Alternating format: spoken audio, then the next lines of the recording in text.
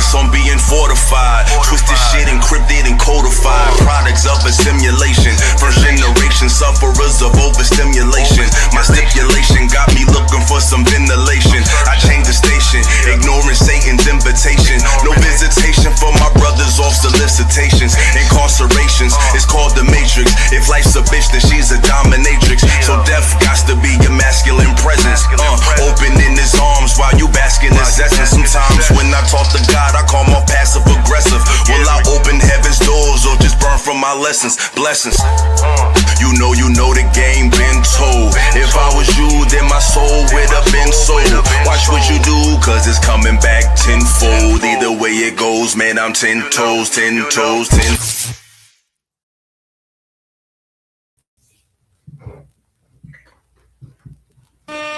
What up? What's going on? We back. Took the little third off for obvious reasons, but don't get it twisted. You know what I'm saying? It's still our birthday, so exactly. Show some love. You know what I'm saying? Support the contributors to the show, with a host of the show, that is. But yeah, interesting week. A lot of things going on, a lot of crazy comments being made, in the world of hip hop. I want to start off with the first thing I seen. I was kind of wild, man. How do you feel about this generation's appreciation, or how you feel about the need to appreciate classic hip hop? Like, why is that important? Because a lot of people feel like, who cares? They old. That shit is old. Like, why does that matter? Why does the appreciation for true hip hop matters? And do you think it needs to be defined today? Like, more specifically. Man, true hip hop is infinite. True, the subject matter is infinite. You know what I'm saying? So it's the stuff that Rakim was talking about is still relevant today. The stuff G-Rap was rapping about is still relevant today. So it's like to say certain artists or certain genre is losing traction, or is old, or is not. I don't see that. The appreciation is understanding where it came from, watching how the poetry evolved. Mm-hmm. I mean, watching how, and it's crazy because I like that example. Watching how, the poetry evolved. I like that. Mm-hmm. And it's so crazy because it's like Grandmaster Caz was back when these dudes was rhyming. You understand? He wasn't rhyming like that. Kool Moe Dee was rhyming back when them dudes, they wasn't rhyming. You understand how these dudes was? So dudes was so far ahead in this MCing, because we're not talking about rapping. In this MCing, dudes was so far ahead. So that's why, you know what I mean, people start. What up? Shout out to everybody pulling up. Shout out. You know what I'm saying? MCs were so far ahead. That's why they want to dumb it down. Because the bars were so far ahead. And just because certain dudes got in, that was great, because you know what it was? That's what made, you know what I mean, the masses, made it relatable to the masses. Mm-hmm. Maybe it being all intricate in the beginning, that wasn't gonna be relatable to the masses. Yeah. It had to be real simple. It had to be something that, you know what I'm saying, at this time you got to figure what was phasing out and what was phasing in. So where was they at? Disco, you know what I mean, fever. So now, mind you, when this phase, it's just like that blend when the DJ blending. You don't just go grab anyone. You got to get the right blend to come in. And the blend that blended with that was that 70s era of what, you know what I'm saying, which probably was what dudes was writing in the 60s, a notebook that they writing in the 60s, because it had done evolved from certain elements and certain styles. You know what I mean? So because when it originated, it wasn't even coined hip hop. So they didn't know what they was doing. You know what I mean? So it was like, by the time it was coined hip hop, rhymes had elevated. Yeah. Got you. Yeah. So yeah, man, like I was saying, this generation don't appreciate how this thing started. They don't appreciate the story. You know what I'm saying? Right. Hip hop has a story. The chronology of it has a story. You have to listen to it. You have to go by it. Yeah, you got to go back and listen to the standards of the genre. You know what I'm saying? So I want to get into this reaction of this guy, man. He's a funny guy. This guy's a funny guy.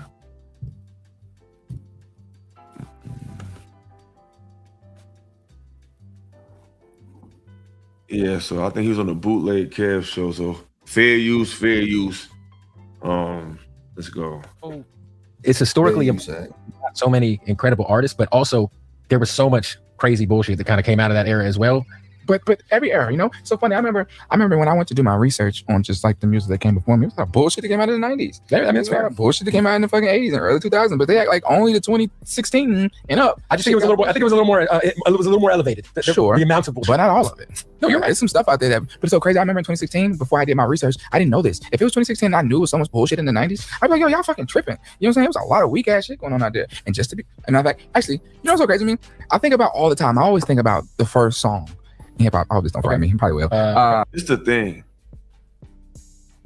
Can we say that there was a lot of bullshit in the 90s? Like, we could say it was bullshit, but was there a lot? Like, that word "a lot" kind of bothers me. Was it a lot? That kind of bothers me. I think you might need to like refresh your screen. It's like real fuzzy. You might want to come back, go out and come back. Okay.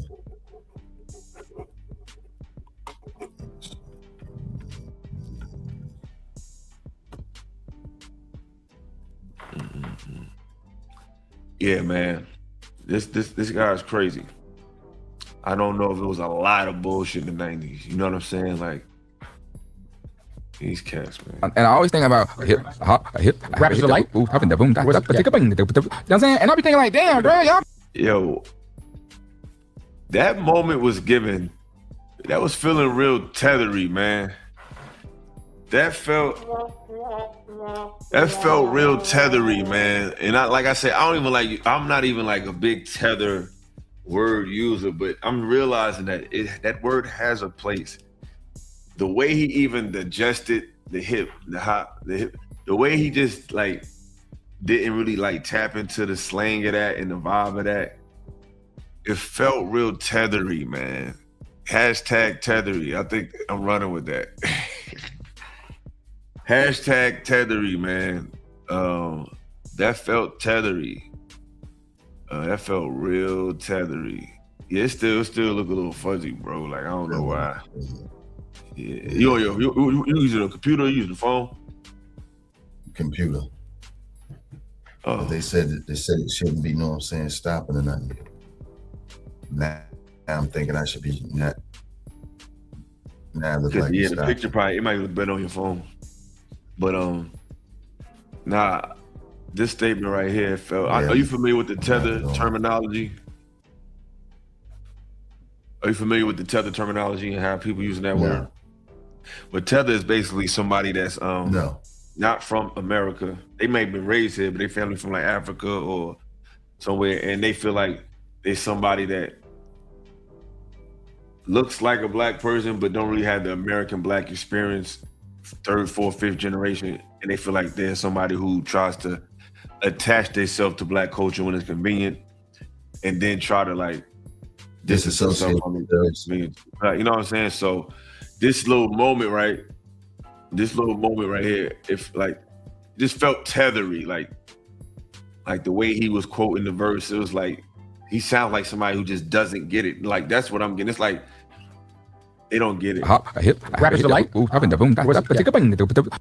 I always think about rappers are like, you know what I'm saying? And I'll be thinking like, damn, bro, y'all be really acting like we just got down, just couldn't, like we were the only niggas saying some shit that didn't make no sense. You know what I'm saying? See, you didn't understand. See, that's the thing. It's the difference between something that not making sense and you not making sense of it. You don't. You Right. just didn't understand. That means you need to do your. Right. When people make music, that means there's a cultural appropriation to that. So you need to realize the era, the slang of the era, the expression of hip hop in that era. If you understand that, you'll realize that what he's saying is right on par. Yeah, for that era. That era requires you to learn something. Disco is going out, hip hop is coming in. That's why they chose that song particularly. You understand? It had more of a swing that the people could still dance to. The verses was not overbearing. To it now. You know what I'm saying? Right. You know what I'm saying? It's timeless still. You know what I mean? So, but my thing with him is, if you're gonna say that, if you're gonna say those things, name one of those 90s artists that you said was whack.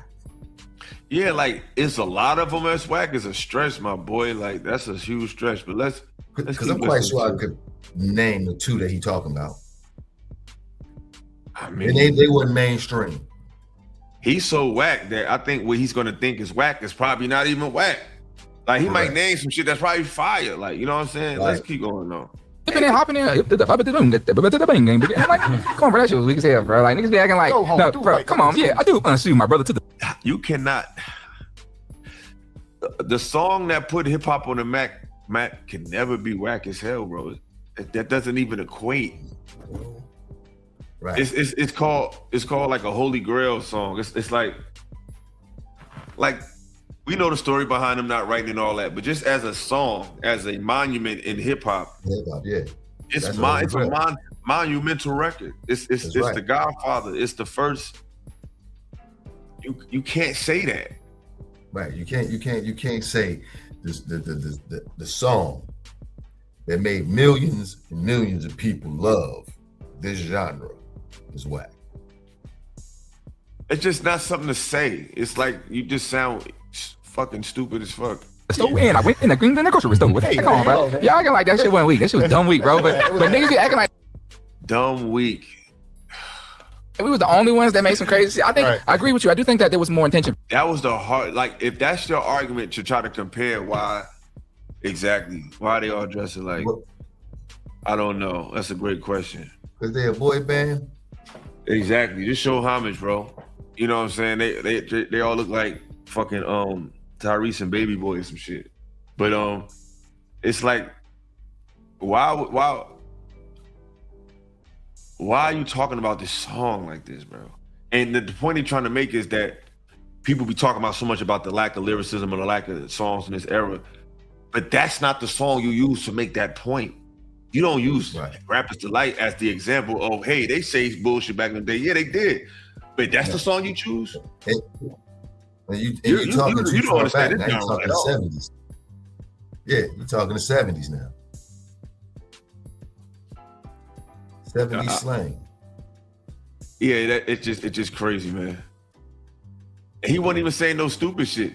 He wasn't saying nothing stupid. It was simplistic, but it was witty. It was simple and witty. It wasn't I got like it wasn't that, bro. Like it wasn't that. Let's go. Probably right. You had more. You had a DMX and you had a Busta Rhymes and you had a Tupac and you had all these. Tribe Called Quest. Yeah, all these. Of course, and, you had all these Prodigy and. These niggas don't know nothing about none of them artists they just mentioned. That's what be killing me with these niggas. They just know that these are the guys that people talk about in hip hop. They don't listen to them niggas shit. They don't know nothing about it. You have to listen to it. You have to appreciate it. You have to give it a few listens to understand the impact. Said about you can't chat GPT this shit. Homie in the what's my man name who doing the interview? Exactly. Bootleg Kev. Yeah, I don't even like how he asked the question in the beginning though. You know what I'm saying? But that's what I'm saying. Hip hop, the brand of hip hop is not in the hands of the curators of it. Like, no offense. You know what I mean? I'm sure Bootleg Kev might be a part of hip hop, but it just be crazy how like a lot of the good shows, it's just not in the hands of our people like that. You know what I'm saying? And the thing, when you do your homework, it's the thing, like these people don't understand. Hip hop used to be boycotted against. Right. Like niggas went to court for the right for like Luke, because Luke was making that song, like what Luke was on his freak shit. They took him to court for that shit. Right. So they had to win in court for the right for rap to say what they want to say. Freedom of speech. Yeah. Rap So was that- not embraced by mainstream America like that back in the day. couldn't They just had to say like what you really wanted fight to for that say. shit. Yeah. You know what I'm saying? Like they don't. Mm-mm. So for homie to be saying what he's saying don't make sense because you done made millions and millions of dollars off the genre that you talking bad about. It's kind of, you know what I'm saying, a slap in the face. Facts, man. Yeah. So yeah, I don't. It's just a shame how we don't have the last word, and this is the first generation that just really never honored the legacy of this shit. Like the legacy was to keep this shit dope and keep it like one continuum of just fly ass shit and culture. Like they want to draw a line. That's what. And Lil Yachty's from Atlanta, but it's like it seemed like the Southern rappers want to draw a line and a separation between 90s, 80s, and like hip hop and that sound, or really like the New York East Coast sound. And just like new hip hop started there. It was there when it was nowhere else. Nowhere, right? It got its bumps and bruises there, and then it went to the world and became something else. It's like exactly, he not top nothing, like nothing and nothing and nothing. Like it's just crazy. It's like my thing is they want to delineate so bad to just delineate. Say we don't make hip hop, we make, like Pimp C said, country rap tunes or trap or drill. It's like cool. That shit is a genre and it's dope now. But hip hop has certain criteria, like and lyricism, a little bit of social commentary, a little something for the ladies, a little bit of it. Like lyrical variety is hip hop. Graffiti. Yeah, when it comes to the sound, it's lyrical variety, man. Yeah. It's not just saying what you want to say. You have to say something of substance a little bit, like. And these motherfuckers keep trying to downplay rappers who did that. And I just don't be feeling that shit, bro. Like, but go ahead, bro. Before I go back, what you want to say? No, let's see what else he's saying. Yeah, bro. How far is he go? My deep. So there was a lot more. You know what I will say? I think that hip hop lost its. Like what's the word for like just like the way there was division? Like if you was from the West, you sounded like it. If you was from the North, you sounded like it. Yeah, I think the region. I feel like the internet removed. I guess distinctiveness. Yeah, and there was also I feel like a lot more subgenres back in the day. Right. That's a fair point. It did lose that. It did lose that, and we need the distinctiveness because that's what made it original. That's what made it dope. That's what made you understand there was no biting. There was individuality. You know what I'm saying? At the same time, there was cohesiveness. You've seen structures. You've seen families, groups, individuals. You've seen it all. Now you don't see it all. Now they just trying to make things, create things. That's why all the women rappers rapping about the same thing. Yeah, it's like you couldn't do that back in the day. No. You had to have your own style. You had to write your own shit. You know what I'm saying? Yeah, I agree with that. I think the West kept it the same. Yeah. And I think a lot of parts of the South kept it the same. I think Atlanta, Atlanta, they got like a lot of different sounds. But I think like Memphis still sound like Memphis. I think the people that changed the most is not Atlanta, it's New Jersey and New York. To me, we lost our identity more than anybody, bro. Texas still sound like Texas, like Memphis still sound like Memphis. It's like I just hear a bunch of drill rap. Yeah, I hear a bunch of drill rap and a bunch of auto-tune melodic shit. It's like, yo, we rap, bro. That's what we do. Like I don't give a fuck what's going on in the world. Yeah, we flow. We got all that shit. Like I don't give a fuck. Flow. Yeah. I don't give a fuck exactly. We make the beat do what it do. Well, I mean, who's really rapping from New Orleans right now? I mean, you got Currency. Currency don't sound like Currency, the average rapper. I fucks with Currency. Hell yeah, I fuck with Currency. Yeah. Exactly. You're right. And it's sad. It's sad because that is our sound. And that might be the point. You're supposed to you don't keep it the same. You just modernize your sound. Like Memphis still sound like Memphis, but modernized.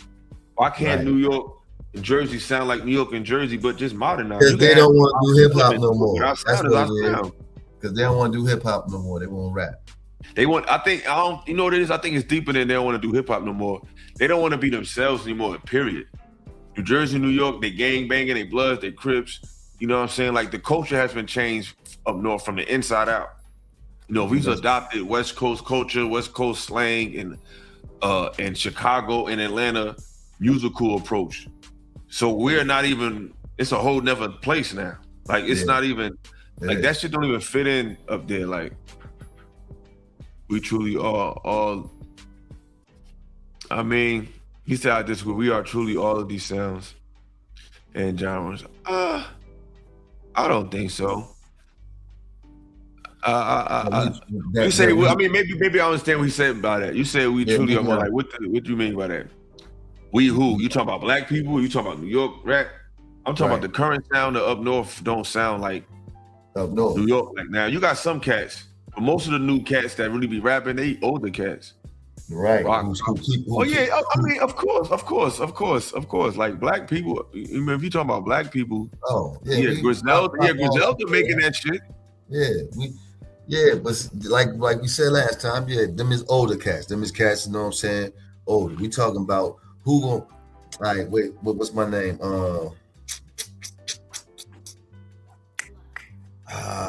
Like where's our Coast Contra or something? Yeah, you know what I'm saying? We got Joey Badass though. I like Joey Badass. Right, that's what I was thinking of. Joey. We got Joey. But see, Joey needs some help. Joey needs a team with him. I like ASAP Rocky. Like I feel like he is a modern now. Like he still sound like New York, but he kind of added some modern flair to it. He not super duper lyrical, but sonically, I fuck with that shit. And I fuck with Griselda too. Griselda sound like you know, New York City. You know, they got that sound, that approach, that gritty East Coast sound. It's like I just like it when you just do your own thing. Like I like Rome Streets. You fuck with Rome Streets? Yeah, I fuck with Rome Streets. Fuck with Rome. Oh yeah, I fuck with Christ Consciousness. Yeah, he got a lot of dope shit. Them joints he dropped this and them West Coast niggas was fire. Oh yeah, Christ Consciousness. Yeah. You heard them songs he was going at it with Kendrick and them TDE joints he was dropping lately? Yeah. Them shit was hard. And what made me hurt, what hurt my feelings is the city ain't rally behind them. New York ain't even rally behind them. I'm like, man. We might have to play a couple of them. They gonna flag our shit. And they be flagging. Let's get back to the little Yachty though. It'd be like, because back in the day, you would look at like Volume 2 from Jay-Z, and that would be commercial rap. Right. But then there'd be like Black Star's album, which would be like Most Def Until Quality. That was like backpack shit. But it's like nowadays, I feel like everything just kind of like nowadays, like weirdly enough, like even though Playboi Carti's one of the biggest rappers in the world, like. Do you think calling something backpack shit? Do you think? Yeah, what do you call back? I know he called Talib Kweli and Most Def backpack. That's what I was about to ask you. How do you feel about the term backpack rap? Do you think that's a compliment or insult, and why? All right, first of all, time. Now, in the way that they're using it is an insult. And the way that they're using it is an insult. Backpack rap was really not a term that we used, right? But the term came from, you know what I'm saying, your man's the most flavorfulest dude on the planet. I got to say this is my second most favorite MC, and that's Grand Poobah Maxwell. Jabot hanging low, backpack on the back. That's just the flavor. That was just his flavor. That was just the flavor. There was no backpack rappers. When he went solo, he took his style and his flair and said, let me go flamboyant with it, and did all type of things. Yeah, he made us want to wear book bags. We weren't going to school. It was pistols and all type of stuff like that. How they wearing purses. We had so really backpack come from basically being fly. Yeah, it was a fly dude. You was fly, you know what I'm saying? You was fly with it. They make the term seem like, okay, we done turned the term. We learning something today. Right, backpack dude. Now he this dude who what you trying to say Kanye West, because he took the whole style of Grand Poobah and packaged it in himself and gave it to y'all again. And you call him a backpack rapper. Okay, you could call him a backpack rapper, but you wasn't running up on Grand Poobah. You wasn't running up on none of the gods. None of that. None of that. So for people who don't know, this is Grand Poobah. We got some pictures for the. We don't know. The knowledge of the crowd. We're not gonna assume. Yeah, we're not gonna. This assume. is Grand This Poobah, is Grand Poobah in the '90s in a fit that's you could rock right now. Right now. Like y'all gotta understand this hip hop shit. You gotta do your homework on this shit. That's why these niggas be talking about this area got the flyers, this and they. Yeah. Like, listen, man, up top been doing it. Like, now. no disrespect to no area, but niggas been wearing shit like that's a fit right now. You can wear this right now. Right now. You can wear this right now. Take it right off the mannequin. 91. Take it right off the mannequin of Grand Poobah. You be fitting it right now. Fresh, extra fresh. Like, what are we doing? Trying to act like you know what I'm saying? Kanye did something. Kanye ain't done nothing. He took his whole style, repackaged it for you. This is where the term backpack rapper come from. Can't play us out, man. Can't play us out. Skinny, you let yourself show. He said homie rocking a fit from Tupac and Juice. Dang. That is not what Tupac wore in Juice, man. I mean, right, because man, that is not it. That wasn't it, Skinny. I'm sorry, Skinny. That wasn't it, baby. But yeah, man. Like this is the type of shit niggas was wearing in '91. You feel me? So backpack rapper come from just being a fly rapper. You see how years later on, it turns into what they would try to dismiss as a conscious or like a person that's not street. Because the next person who wore the backpack the next person who wore the backpack was Buckshot Shorty. Cause think about it, these fuck backpacks, these niggas is wearing fanny packs and packs now. You understand? They wearing packs and waist bags and packs now. Like the gangsters is wearing the fanny packs. And purses. And clutches. Yeah. The fuck? So what are we talking about? So backpack rapper is a so what you saying, bro, is a misnomer. Yeah, it was not derogatory. Westside Gun stay with a backpack on. He stayed with it's a fashion accessory. So it's like it wasn't a term of a person. We didn't wear purses. No, we didn't wear purses. We didn't wear purses, bro. We would. And mind you, I want you to understand, the backpack just wasn't any backpack. The backpack matched your outfit. So you just wasn't wearing no backpack. You wasn't just going to Walmart, going to grab a backpack. No, the backpack probably was a Tommy, a Polo, a Columbia, a North Face. The backpack was something. This was not that. Everybody to be clear, the backpack term had nothing to do with the type of rapper, but just basically it was a term for being a fly person. And now they done turned it into being like a dude who ain't street or like an off-brand cat. But that's where you get Kanye West wearing it. They don't realize that. See, Kanye was a hip hop fan. He was a hip hop head. Right. That's how. Look, this is how you can tell students. Oh no, I agree, Smitty. I said sonically, I don't co-sign the shit he wear. I hate his. He used to be fly. Now he just weird. Yeah, now he just like doing too much. Sonically, the sound of his music should be fire to me. You know what I'm saying? I just like his sound. I like the sonics. You know what I'm saying? Like, and he done knocked up a billionaire. Like, shout out to A$AP Rocky. Like, you feel me? He's definitely winning. He's definitely winning, man. You can't deny that. He knocked up the billionaire also. Definitely. Yeah, like he knocked them got two with him, man. And I think they might try. He probably get 3. He's like he's an underground rapper, low key. You think so? I mean, I think that. I feel to a lot of people. Like if you think like how big like a guy like Destroy Lonely is, right?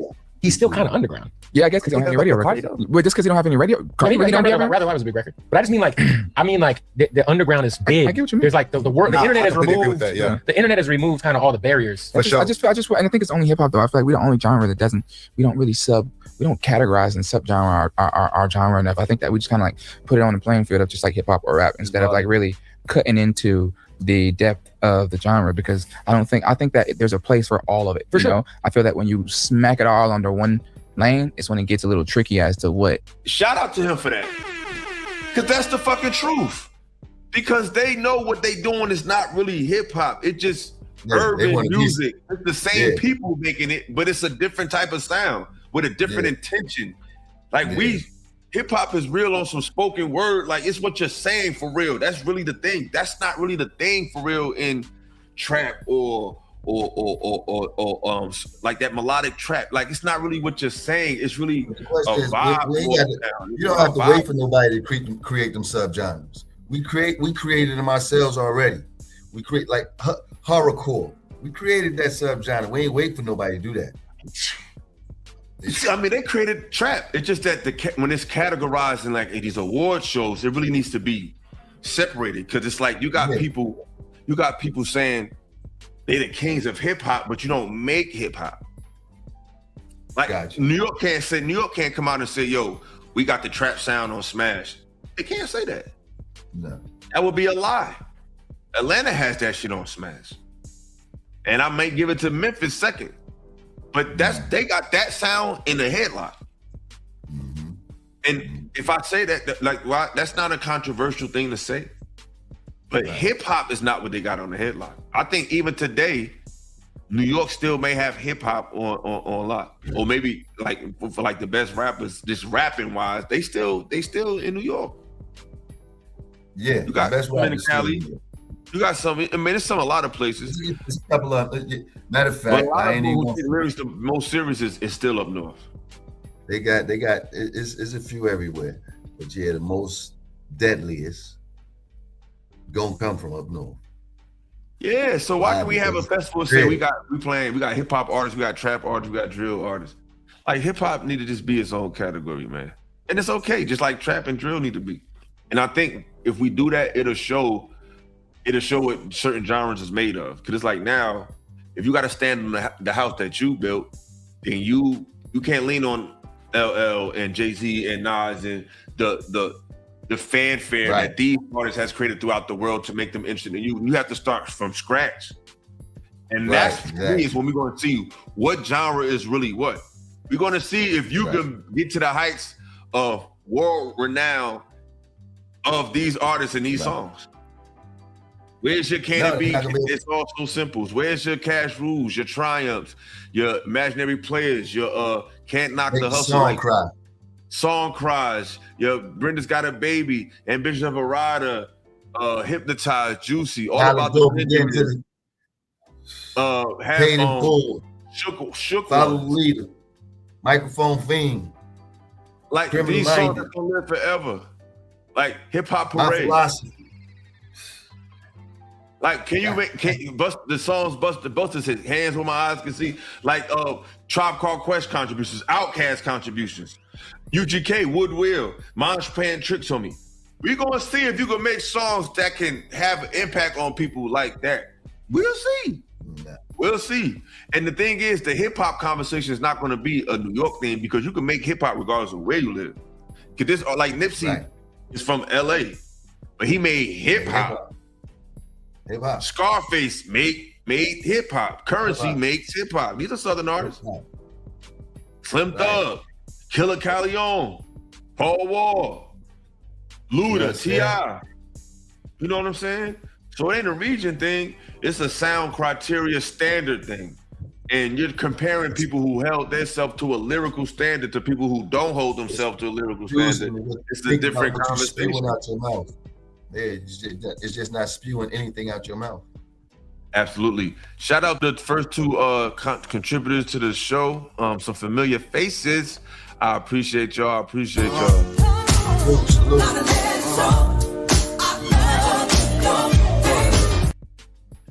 Shout out to 18th letter. He said, shout out to Illa. I remember when I first bought it was written, her, I gave you power. My mind was blown as a 14-year-old. See, that's what I'm saying. Like, shout out to Jamie with just showing love with the $5.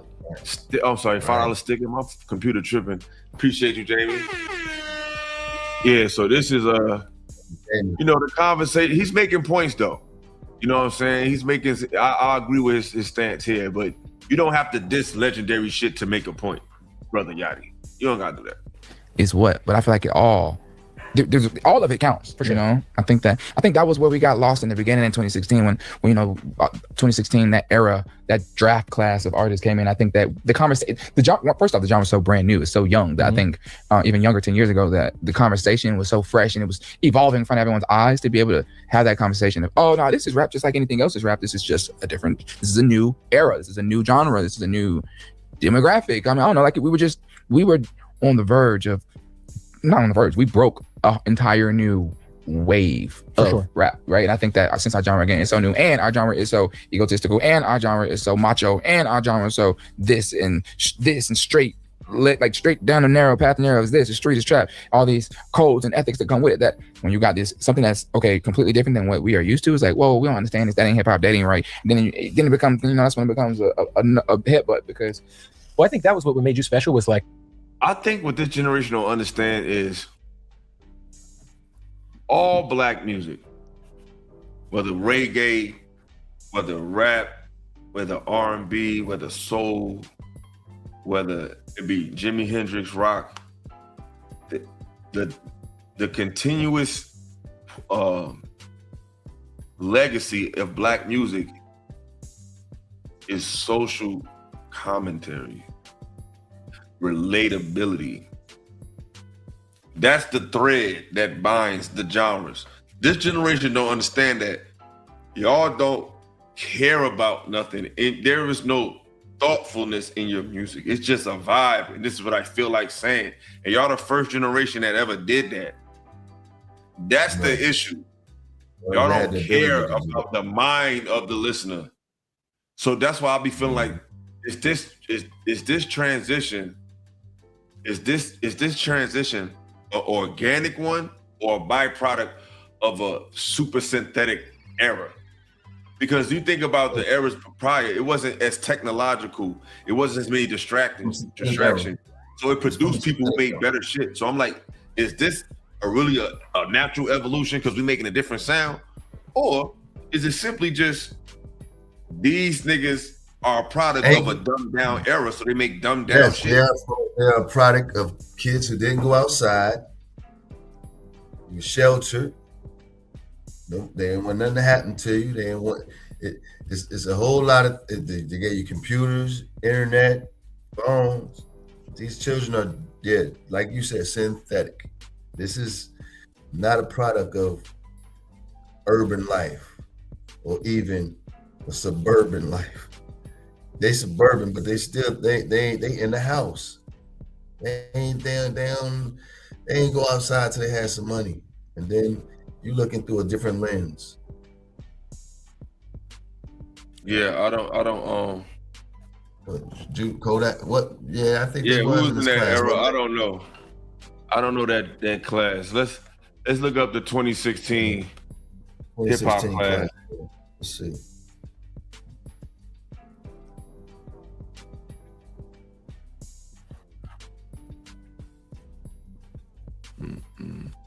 They probably got on some double XL shit.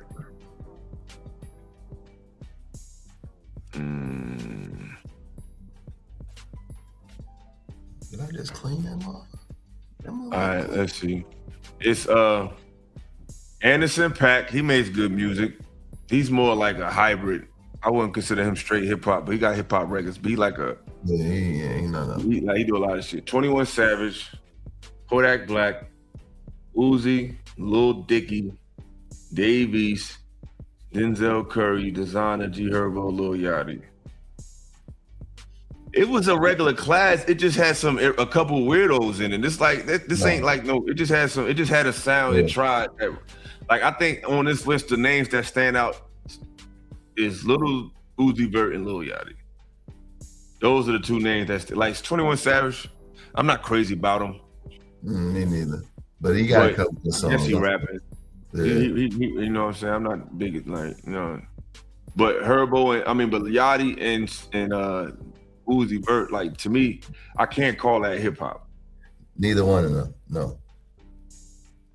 No.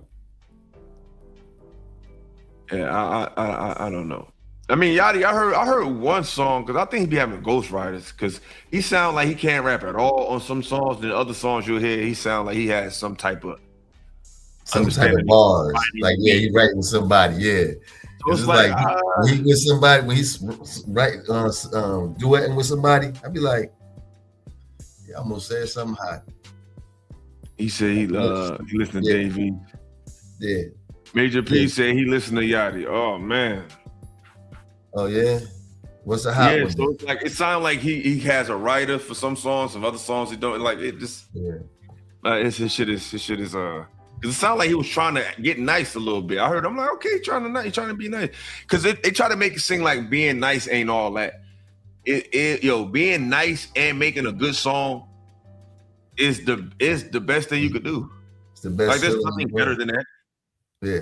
You need to be saying rewind worthy shit with a hot enough hook and a beat that make a nigga move. Like you need to check all of those boxes. There's nothing wrong with that. Like we're not about to change the rules now. Like no. I like a few Kodak songs. I like Rolling Peace. I like that Malcolm song. I like a couple Kodak joints. You know what I'm saying? I like that Tangerine. Yeah, Kodak be on them drugs. That nigga be high as hell, man. Let's get back to Yachty though. Like, I remember the first record I heard of yours was the Minnesota record, and it was just like it just sounded like nothing else in music. Like whatever people thought about your tone, it was so unique and like distinct. It was like whatever. Like there's nothing that sounds like this shit. Yeah, I think Minnesota's what got me my deal in QC. I remember it's the first song the coach told me he played P. Did y'all hear the song? Because people be feeling like I hate when people like, yo, nothing sounds like this. If I start going, nothing sounds like that either. That don't mean it's a fucking hit though. Like just making, you know what I'm saying? I hate that statement. Like, oh, nothing sounds like this. So nobody thought to not be nice but him. Like the fuck, this sounds like nothing I ever heard. What song is they talking about? I ain't even heard the song. What song is that? I don't want to play shit because they be flagging shit. But do y'all know the Minnesota song? Anybody know that song? Because that's the song that got him a deal. Major P said, you know what I'm saying? Listen to Yachty. You know the Minnesota song? That's the song that got him on. Is it a good song? Is it decent? Is it worth a listen after the show? We want listen-worthy music now. I don't know. That's a good question. I don't know, man. Niggas want to make more. Too many people, I guess, got too. It's mad leagues. So it's like I don't know, bro. Don't give me the line. I don't know what happened to battle rap. I do not know. But y'all, I want to find a song, but they be flagging every fucking thing, man. Ain't nobody heard it, man. We ain't trying to listen to it. Yeah, like every fucking thing, bro.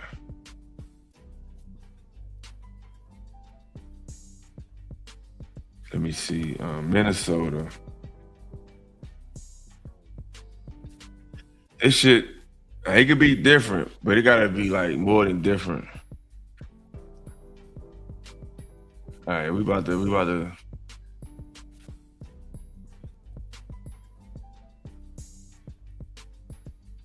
This is the song. You need to stay up out the streets if you can't take the heat. You need to stay up out the streets if you can't take the heat. Cause it get cold like Minnesota. Cold like Minnesota. Cold like Minnesota. Cold like Minnesota. Need to stay up. Hey, bro. Yeah, you need to stay about the booth, bro.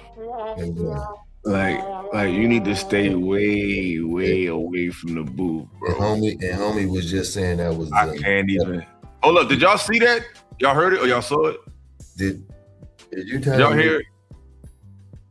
Like, did y'all hear it? Because I didn't know if I did it right. Did y'all hear it? Were y'all able to hear it? Yeah, I heard it. Yeah, that. So when you hear Home Bootleg Kev, I never heard nothing like this before. I fucking bet I bet you never heard nothing like that in your life. That shit was like trash, super duper trash. Like no thought. Like I can't take nothing that Nick Kev say serious. Yeah, I don't like thoughtless music. I can't take nothing that dude Kev say serious now. He just gaslights. He just blowing smoke at his interviewees. That might have been the worst. That might have been one of the wackest songs I've heard in my life. And we only heard 17 seconds. You can take the like, bro, like you outside, like you outside because it get cold like Minnesota. See, that was the era where people were just saying, yo, if you can get enough streams, your shit is hot. Fuck it. That like this is the era that to me fucked the game up. Yeah, that's him, bro. That's him, bro. Like this is the era that fucked the game up because it just became about numbers. Cause you can get they got mad shows on algorithms and shit, how they can literally make people crazy about stuff and be obsessed with stuff just based on algorithm placement. So that's why I'm saying this era is kind of strange because it's like with certain artists, it's obvious their talent is very clear. With certain artists, it's like they got a little talent, but they're a little overhyped. So it's like, is they hot because they hot or because they algorithm pushing them a certain way? It just, I don't know, man, because that song should not have led to a record deal, a career in music like that. Like nowhere. How long did it take you to write that? You need to stay up out the like. You don't even sound like you really serious. Like nobody believes anything about you talking about streets saying anything. You need to stay up out the streets if you can't take the heat. So from based on you playing that, all I did can this say, thing. He says you can't take the heat, but it's cold. He's a plant. Absolutely, gotta be. They said his father was working in the music industry for years. So I'm like, no way in the world you get in the industry with that right there. You're an industry plant. Period. They said his father worked with the industry, man. They said he was signed. He worked with all that shit. So his father was an industry professional. But that shit was horrible. Like you can take the heat, but you said it's cold, so I'm confused. You don't even talk to nobody like that no more. You be like, all right, bro, you win. 2 + 2 is 5. We out of here, y'all. You don't talk to Nick. You don't talk to niggas like that. You let him go. You move around. You keep it pushing. You keep it pushing. Yeah. I want to get to a next clip. And I think it could piggyback off of this conversation because it definitely is. It's talking about lyrics. It was a conversation with Jada and Nas that I want to play. Where's my playlist? Oh, here we go. Yeah, they was talking about something that I think was some conversation. So I'm about to share this right quick.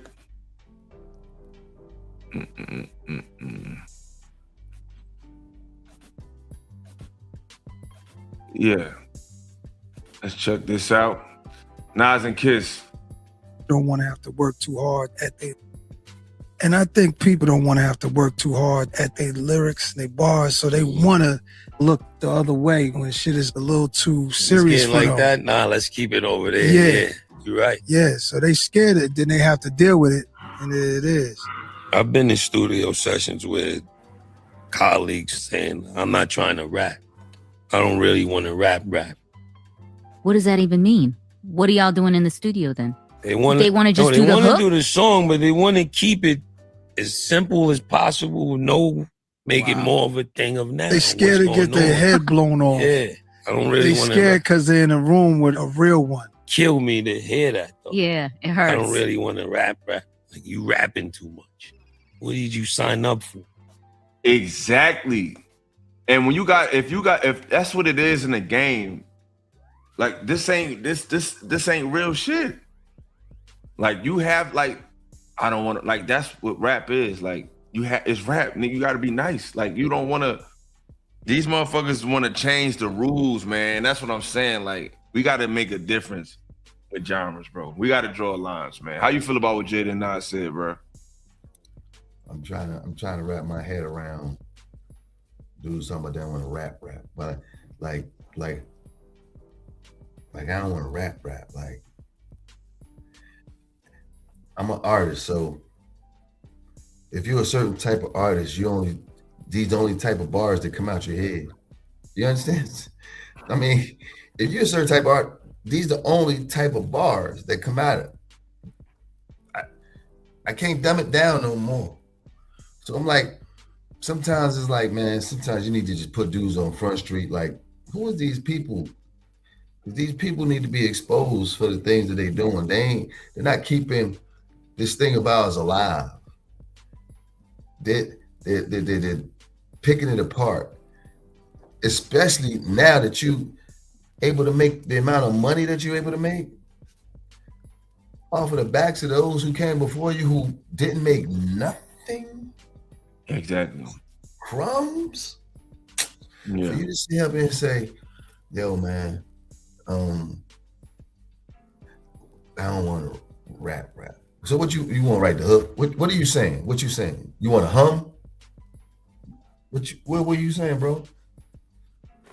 They want to vibe out. They want to melody out. Like, you know what I mean? So then that goes back, you know what I'm saying? You want to do what Lil Yachty doing? That's what I'm saying. Niggas is singing in the raps now, Major P. They singing, bruh. And who said y'all don't go hard? Like, that's what I'm saying. Y'all gotta listen. Like, nobody say the South don't go hard. We fuck with the South. Listen, bro. Nobody never said that. We just said that we need to sound like ourselves instead of trying to sound like other areas. You know what I'm saying? Like, it's hip hop artists in the South and it's trap rappers in the South. Everybody in the South don't make hip hop. Everybody in the South don't make trap. I'm a hip hop fan. Trap is cool, but I'm a fan of hip hop. Right. You know, and it's like a lot of people in the South be talking about lyricisms and boom bap and that East Coast sound. It's like that's how hip hop started, from that sound. So if you don't like that sound, you don't like hip hop, and stop talking about hip hop. Talk about what you want to talk about. You're exactly right. That's what we're saying. Be authentic to yourself. You can't be authentic to nothing else. You gotta be authentic to yourself. And Yachty kept it clean. He said, yo, we need to make differences because it's different sounds. Like, I agree with him. Because trap is not hip hop. It's not. Because talking about the trap, that's what people don't understand. They be thinking like, oh, trap is the first sound that talked about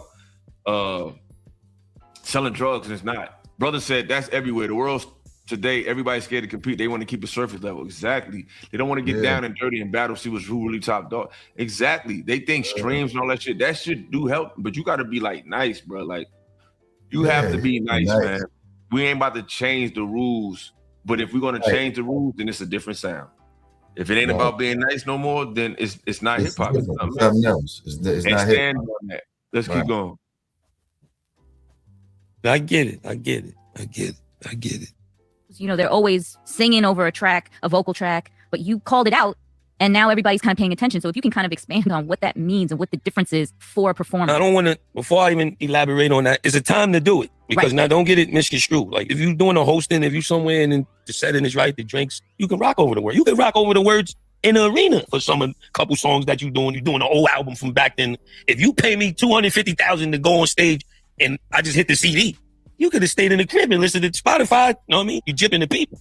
You don't have to do every song with the words. I knew that was just going to be a good tactic being in the mecca of hip hop. And then they're giving these kids so much money.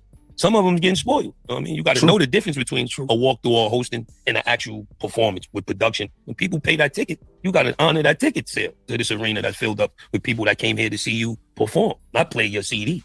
And I think that's honorable because people need to know these things. We just can't go around and not talk about these things. We jipping the people. You can put on a nice watch, a Cuban, hop out of color and this, that, and then screw the whole thing of the craftsmanship of hip hop. Right. All of that trinkets and everything you got came from this element of 2 turntables and a mic. So let's not stray away from it.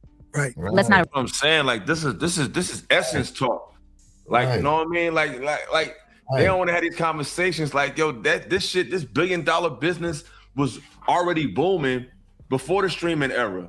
Right. Before the trap sound, it already reached the heights. It's not like they're taking this shit to new heights. Right. They take it nowhere. What new heights have they taken the game to? None. The 90s shit, the old shit took the game to a height. Another level.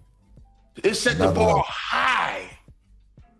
it changed the world. What the fuck is y'all doing? Like, what sound is like taking it another level? And you got all this help with the streaming shit, and Spotify and all that. It ain't even real sales. It's like, niggas, I want to see what this era, how much records this era will sell if you had to buy the CD, buy the tape. I want to see how much they would sell. You can't be serious. You can't be serious. Just saying this and saying that, like, y'all gotta come with something more than that. Ain't true. What you saying you can't be serious about? What do you mean? Like, I need more than that. Like, what albums took the games to new heights? Like, y'all don't even put the album in there. Free Tory, facts. Free Tory. Right, the hip hop game was already, it reached its peak. This is not the golden era. This is not the peak era of the hip hop game. This is the worst era. Yeah, they said I think this era had the first era where there was no number one hip hop songs like ever in the life for the last like 15, 20 years. What are you talking about? Like, I have no idea what the people be talking about. Exactly, bro. Brother said, you really know your shit is about something when motherfuckers get out of the bed, go stand in line. Stand in line and cop your album. That's right. People just telling their ass to play a song. Exactly. It ain't the same. And they was saying these motherfuckers, like, these people was selling 15 million, like 10 million, 7 million, 4 million, 5 million. Snoop sold 4 million. Like, these niggas was selling real units, like physical hard copies. How y'all going to stand in line for them Jordans? That's how they were standing in line for people's albums. Stand in line for them albums. It's like, let's call a spade a spade. Like, this is the height of hip hop has been reached.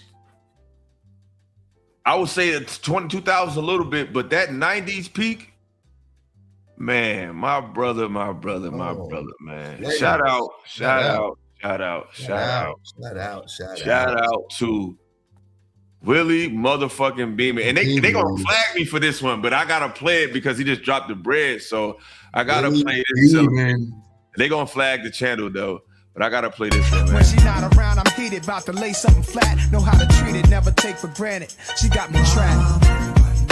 My bitch is my money. Money is my bitch. My nigga. Because she keep me rich. But I think she got me. Shout out to Willie motherfucking Beamer. Salute. I appreciate that, my brother. I appreciate that. That is love. That is love. Thank you. Appreciate that. Yeah, man. Show some love. Thanks. Shout out to Willie for dropping a hundo. You know what I'm saying? On the boy. But yeah, man, like, this shit got a root. This shit got a history, and it's like the history of hip hop make it fun. Like, this shit not fun. It's silly and it's escapist, but it's not fun. Like, when you learn the story of hip hop and you hear this song, you go back, listen to this nigga album, you just follow the trajectory of how the sound changed, and that shit is fire, man. That shit is fly. You know what I'm saying? And the 2000s still on fire. Yeah. Get Rich or Die Trying. Yes, shout out to that. Yeah. But that was to me, that was beginning of when shit started to get bad too. Because one thing about 50, and we're gonna might as well just segue into that now. Because to me, 50, first of all, let's talk about those records. You know, 50 and T.I., they obviously got something going on right there. Let's go there. They're going back and forth. And T.I.'s children has got involved in the melee. Hold up. You know what? I'm moving too fast. Let's finish this with Jada and Nas say. Hold up. I'm moving too fast. And Willie done hit me over the head with 100. I done got drunk. Like, hold up. Let me let's get back to Nas and Kiss, because these are my guys. Erase it. Let's not erase it. Of course, the game's evolving. We just going for 50 years of hip hop. But let's honor that 50 years. We sticking to the craftsmanship. As a fan, you don't know the. Okay, this guy. The South took over music. Yes, I give you that. The South did take over the music industry, period. But the genre of hip hop, you haven't took over that. Lyricism is not a criteria in I'm going to say the South. I'm going to say the Atlanta sound because Atlanta is the popular sound in rap more so than the South per se. It's really Atlanta. You know what I'm saying? Yeah. It's not mad Southern niggas that's killing it like the Atlanta artist was. I mean, you got the Pooh Shiesty, you got the Key Gloss, you got the Young Dolph, you got the Yo Gotti. I feel like Yo Gotti was a rapper though. Yo Gotti tries to rap. So like when you break it down, why you in hip hop if you don't want no fucking hip hop? Why don't you make your own genre? Yeah, that's what I'm saying. Exactly. So you making my point, my bro. If you don't if you don't want no hip hop, out of hip hop, an opinion on it. Go sing. You making my point, and that's that. I ain't gonna say that, but you making my point. I think it's this mentality that make them basic ass songs that a lot of cats be making from down there. It's this mentality. If you don't want no fucking hip hop, then you can never be better at something that you don't want to fuck with. We're talking about hip hop. We're not talking about trap. We talking about hip hop. Hip hop is bigger than trap. Yeah, y'all can't say. They saying stupid stuff. Yeah, because they got it's yeah, that shit not bigger than hip hop worldwide. You think King Von is bigger than Tupac Shakur? He don't know nothing about drill music. He ain't from Chicago. Keep talking about trap. You from down south, man. Bigger than Jay-Z. You think they from down south? Keep talking about trap. You're not from the city, man. So keep talking about trap. You want the link? Oh, absolutely. Absolutely. Absolutely. Bring that bullshit. I've been waiting for. I've been waiting for one for one of you niggas. Come on. Come on up here. Come on up. Come on up. Exactly. Price is right. I'm from the South, and I would never disrespect the pioneers. Exactly. Talking about we don't want no fucking hip hop, but y'all get hip hop awards. You get hip hop awards, right? Make a trap genre and compare trap and let trap build itself like hip hop build itself. Right. Let's see what happens. If you have a 50-year trap anniversary. We'll see. Hit the link. The link is dropped, man. Then I'm gonna put my trap rappers. Then I'm gonna put my drug rappers against your trap rappers in the East Coast, and G-Rap gonna be the first one smacking all of them. Man, the link is in the chat, man. Link is in the chat. Cam up, man. Let's do it. That's what I've been waiting for. Come up here and kick that shit. I want to hear. Yeah, you got.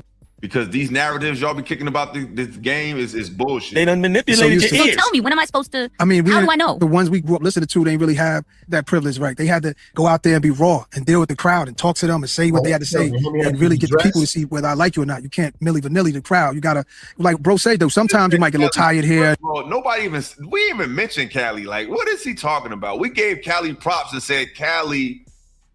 We said Cali got their own sound. Like, I gave Nip. I said Nip make hip hop like y'all gotta listen, man. Hey man, might be hating on Cali. I fuck with Cali.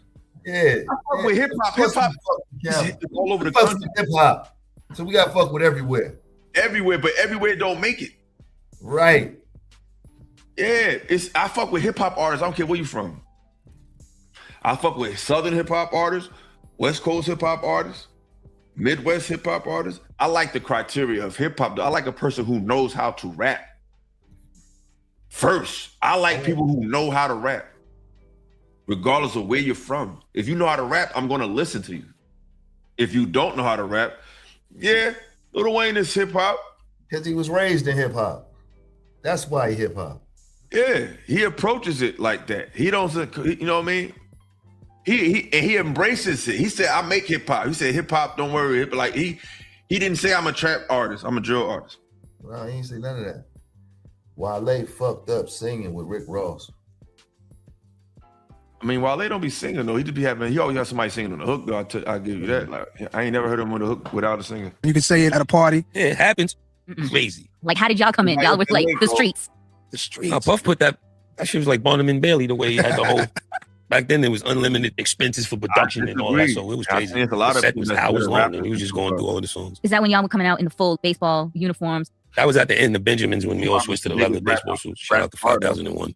Yeah. Well, he was coming. That's when he was having all type of shiny suits. He had the shiny suits. How did you guys feel about it? Did you now He in hated the hindsight? shiny. You He hated it. He never felt comfortable one time wearing.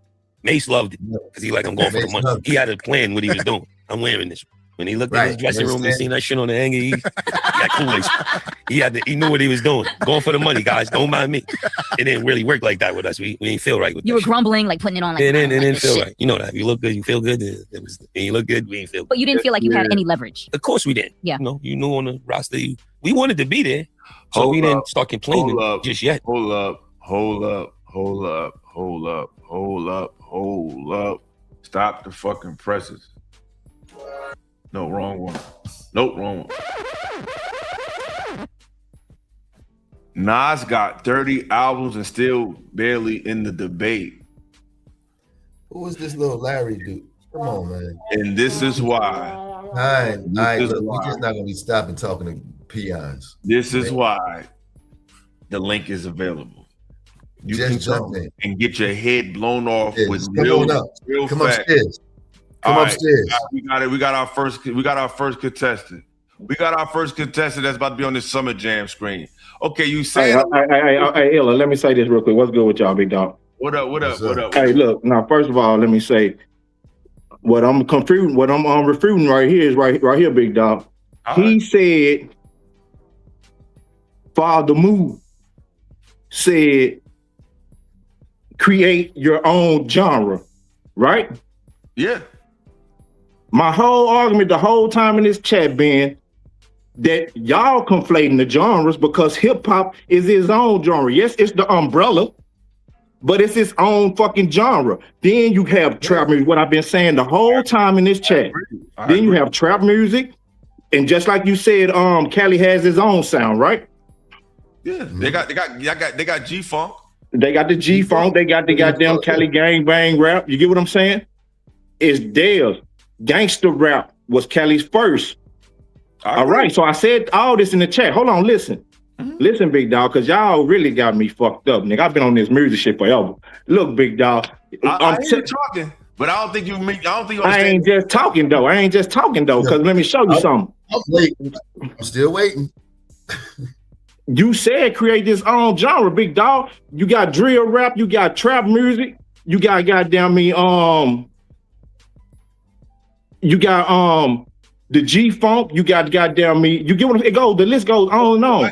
I get your point, but this is the point of me saying that. It's not because my brother said that, maybe he misspoke. So, but I get what you're saying. I know y'all got your own sound. Like I said, it's called drill and trap. This is the problem though. They're not getting drill awards. They're not getting trap awards. They're getting hip hop awards, which is. But hold on. That's a conflation right there, though, big dog, because they going under the umbrella term. Absolutely. So listen. You going off for the genre term. See, that's where the conflation is. You basing it off the genre, and they basing it off the umbrella. But I don't think hip hop is the umbrella. I think the umbrella is urban. No. Yeah. Yes. There's urban music or music from an urban perspective. Like the perspective is the street. It's street music. You trying to change that. That's what you would like it to be. It is. No, the umbrella is hip hop, big dog. Hip hop is hip hop. I can't say I'm gonna tell you, umbrella could be hip hop, but hip hop is itself by itself. That's not rapping. That's not that they don't be rapping. They literally. But it's a form. It's a genre under the umbrella of hip hop, big dog. And it's something that you want to be doing. But tell me how. And I hear you, Cody. But this is the problem because you're saying that, and that's fair. But I'm responding to the narratives that these cats be saying online, bro. It don't be in line with what you're saying. They be saying fuck hip hop. No, I think that's based. No, because what they saying is this, big dog. It's just like how you took what I was saying in the chat. Just how you took what I was saying in the chat when they said, watch how you read text messages and shit, because you can take them any kind of way. You feel me? Because you can't hear my voice when I'm speaking. They literally downplaying the East Coast sound. Well, right now the East Coast sound is non-existent, big dog. Y'all downplayed it. Like I told you in the chat. New York, it's up to New Yorkers to make hip hop because it's New Yorkers who goddamn me created hip hop and it's their sound. If you want to hear that sound, New Yorkers gotta make it. Atlanta artists make trap music, big dog, because Atlanta want to hear trap. Texas artists make goddamn me slow down and banging because goddamn niggas in Texas want to hear slow loud and banging, big dog. I totally agree with you, but like I said, there's people that be speaking online and they have narratives about hip hop and they be shitting on that sound. That sound has. Well, right now in 2026, that sound ain't gonna make it.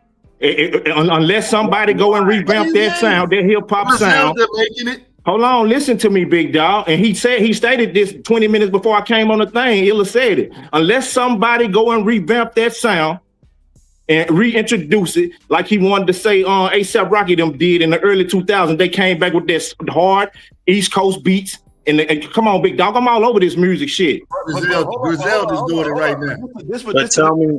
But they ain't gonna do shit. They just gonna be Griselda on the East Coast. But tell me something. And then you got it after this. This the problem. At the end of the day, I think Atlanta owns the dance floor. They don't own that shit though. No, I'm gonna tell you why they don't. And I think they own the dance floor. Yeah. I ain't trying to be top artists in hip hop right now. The top 3 artists, pound for pound in hip hop, all approach hip hop from a lyrical stance. Drake, J. Cole, and Kendrick. So even in the midst of this trappity era, the standard is still a nigga who can rap right now. Oh, but listen though, but it ain't hip hop though. That's the whole thing. Hold on, listen to me, big dog. Who don't make hip hop? None of these guys he just named. Are they lyrical? Are they lyrical on the mic? Are they lyrical? But shit, so it's just like you said in the beginning.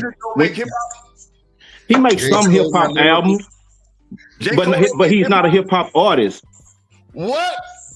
Oh man, y'all crazy. That's crazy. That's crazy. That's what I'm saying. Yo, let's get to it. Man, he would be more of a rock and roll artist before he be a goddamn lead. Oh, see, that's what I'm saying. Niggas don't rock and roll artist.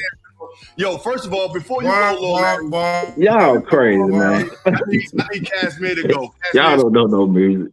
Y'all, I know music, and I'm nice as a mother. I'm nice. I'm nice. You're uneducated. I'm cold, nigga. And I'm older than you, nigga. And I'm older than you, nigga. You just turned 41, nigga. Hey, yeah. So that's my flow. And I'm cold. My pen's sick, nigga. Sick. Oh, so you sound like a hip hop artist. Sick. I'm older than you, nigga. I'm older than you. You can't rap at 57, nigga. I don't want to hear that shit. 55. Nobody want to hear 57 hip hop rap. Nobody. Be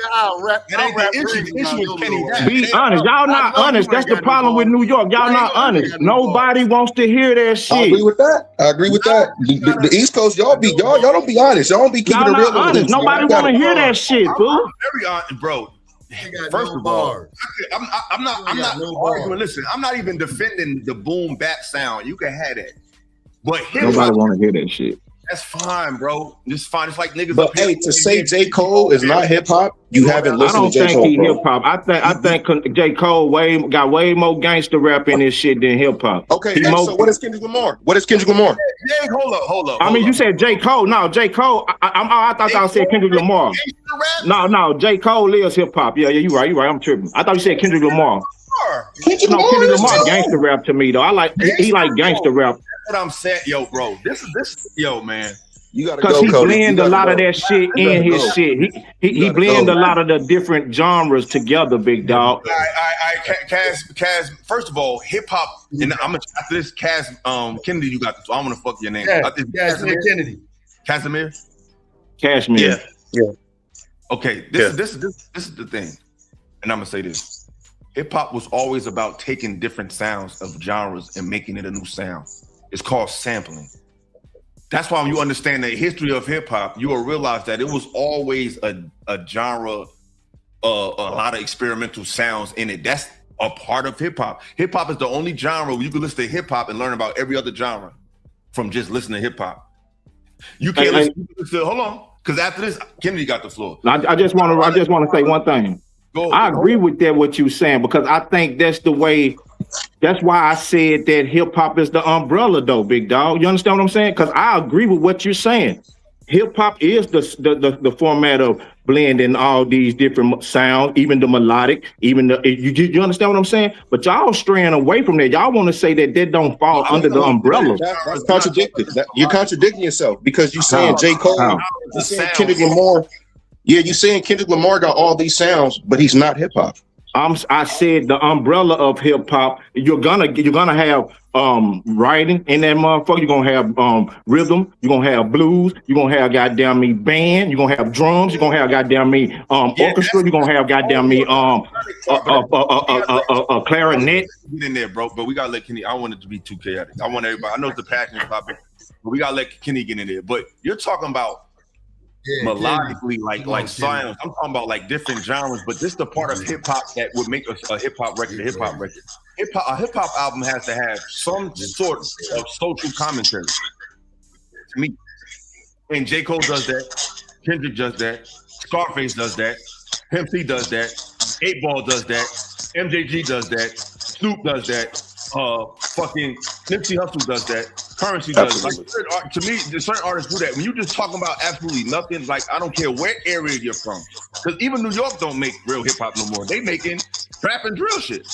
So what I'm saying is, it's not about knocking those genres, but I hear that in those genres, you're saying it's an umbrella. If you wanted to call it a house, I think it's cool. But Pimp C said we make country rap tunes.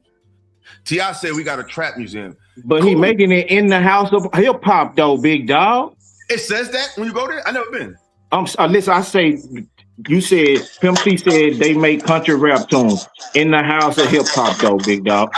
If he said that, God bless him. I never heard that quote. I'm just saying that's what it is. I don't know that sound.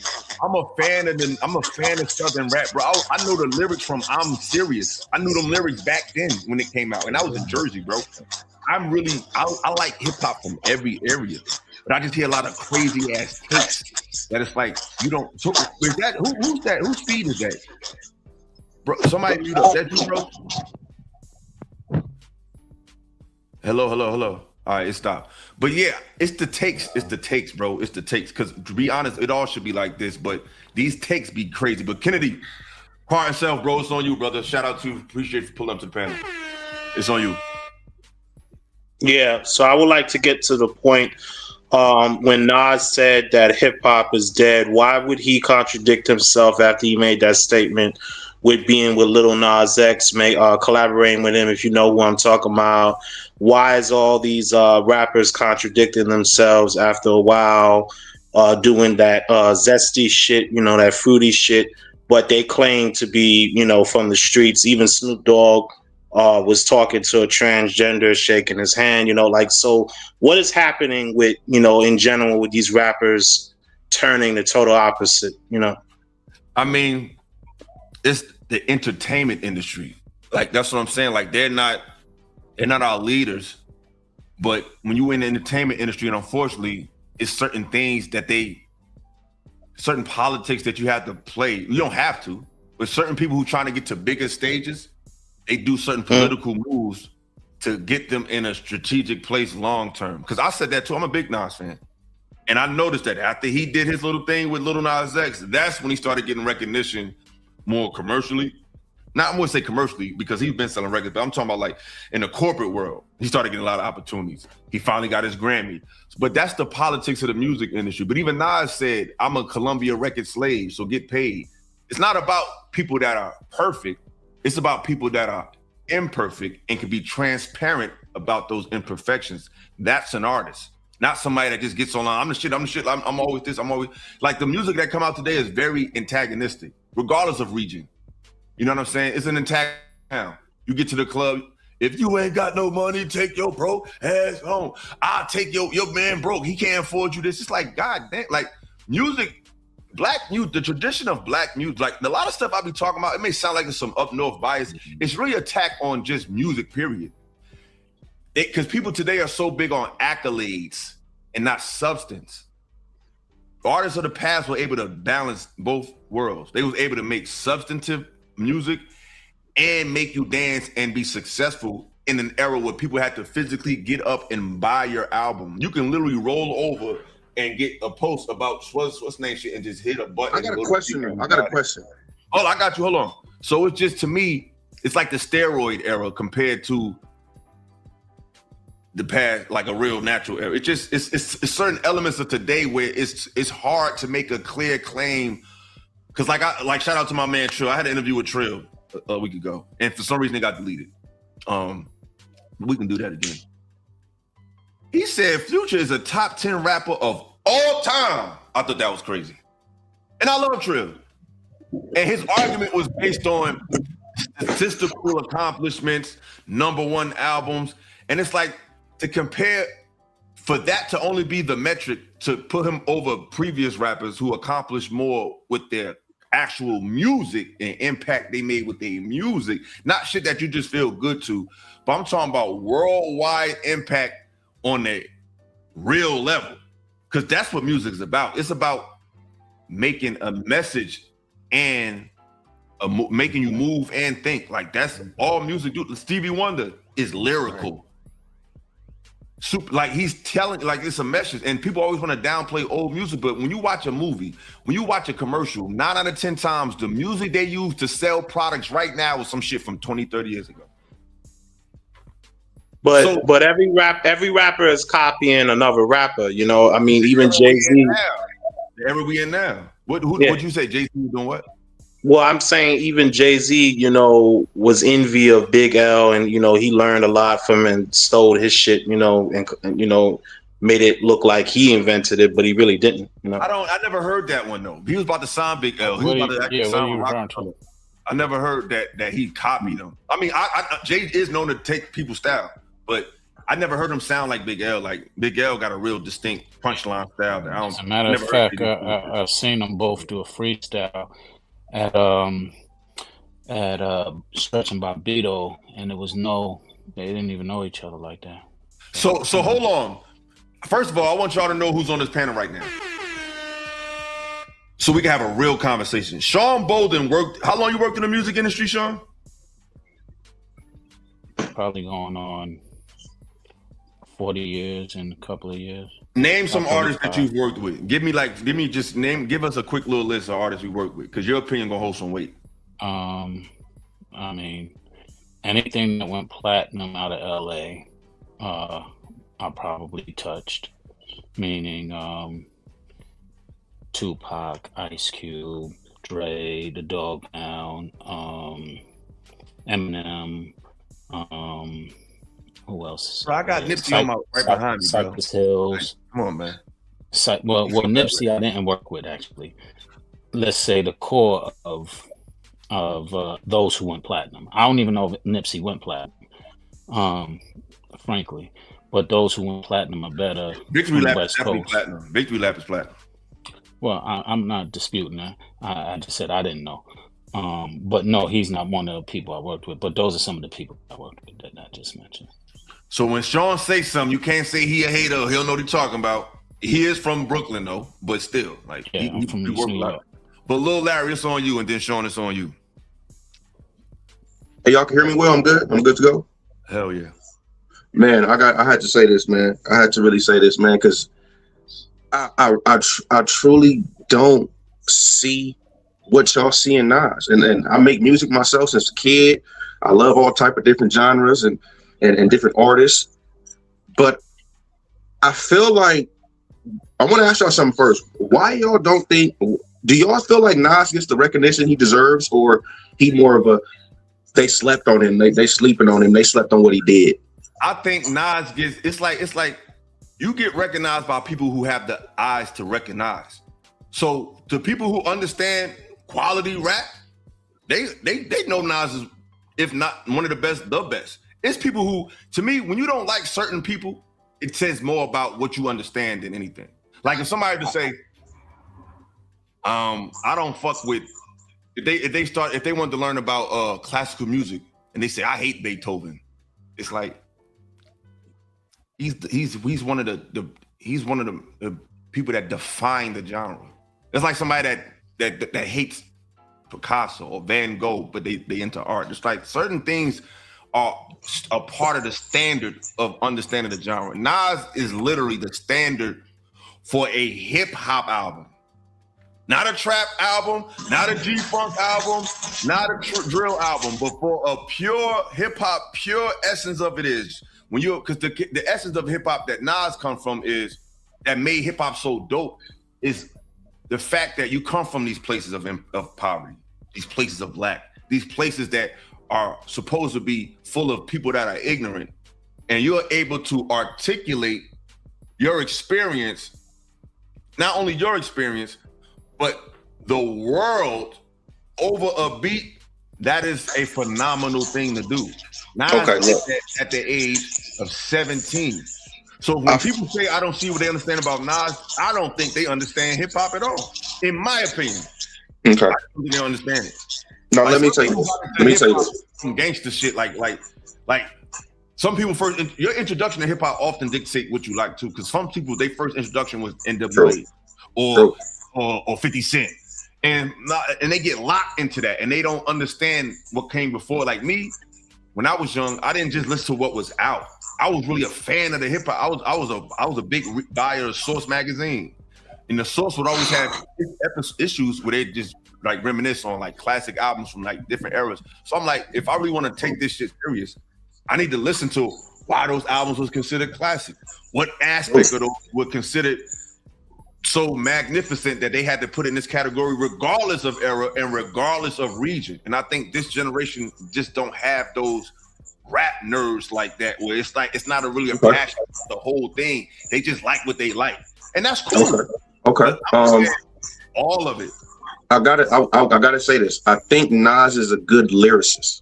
I think he's an excellent, great lyricist. But when we talking about like albums, like versus album, he only got. Let's be real. Nas probably got 30 albums, but probably only. Okay, I'm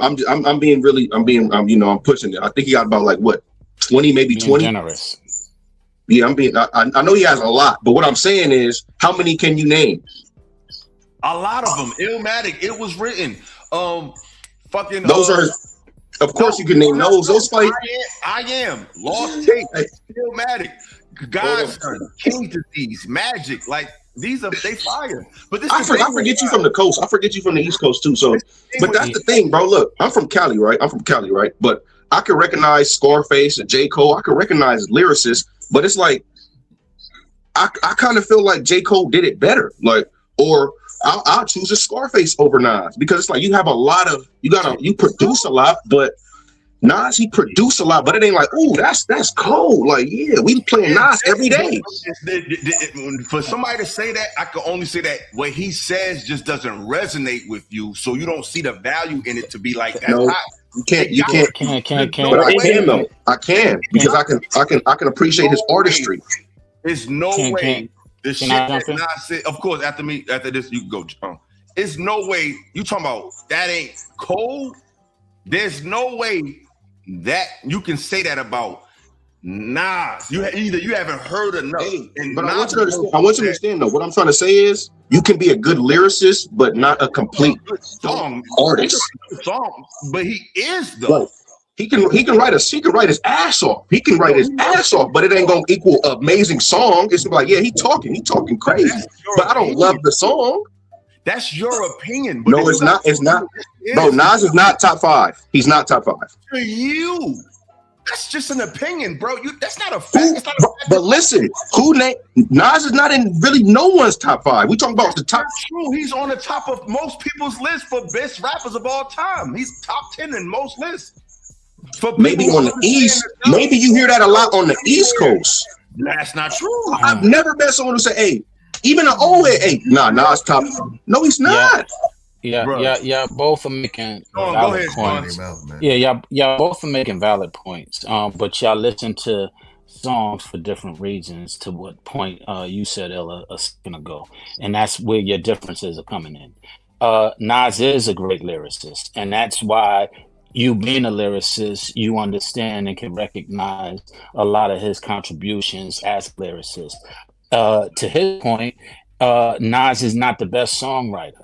He is a great lyricist, but he doesn't always put together songs that people who listen to mainstream music listen for. And so he's listening to it for a different reason than you are. So y'all both have valid points. Real quick, Sean, I just want to interject real quick. Because I don't think that's a fair statement. Because when he was actively in his prime, like if you want to say that now, Lil Larry, he was running from Pac. He was running from Pac. He didn't want that. He didn't want it. That's not true either. That's not true. He wasn't running from Pac. And Pac wasn't as good of a lyricist as him. Pac was a better all-around artist because Pac also had movies. Pac had a lot more of momentum than Nas had. So you can't really compare the two musically and say one was running from Pac. Right, that's not true. Let's see if this is dollar. Let's see if this proves anything. I'll land this plane real quick. That statement you made, Sean, the reason why I don't agree with it is because it's like if you're talking about Michael Jordan, right? You're going to compare his prime to other people's primes.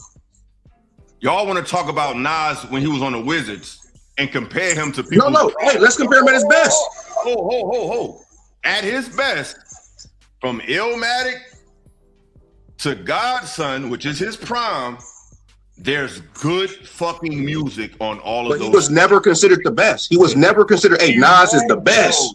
They called him the best from the day one. That's what I'm saying. How far back do y'all go back in y'all history? Nas was considered the best as soon as he started his first album. They called him the fucking Messiah. Do you know that? Well, y'all that's... don't know. Y'all don't do your homework on shit. And Sean, you after this. As far as Tupac, where Tupac from?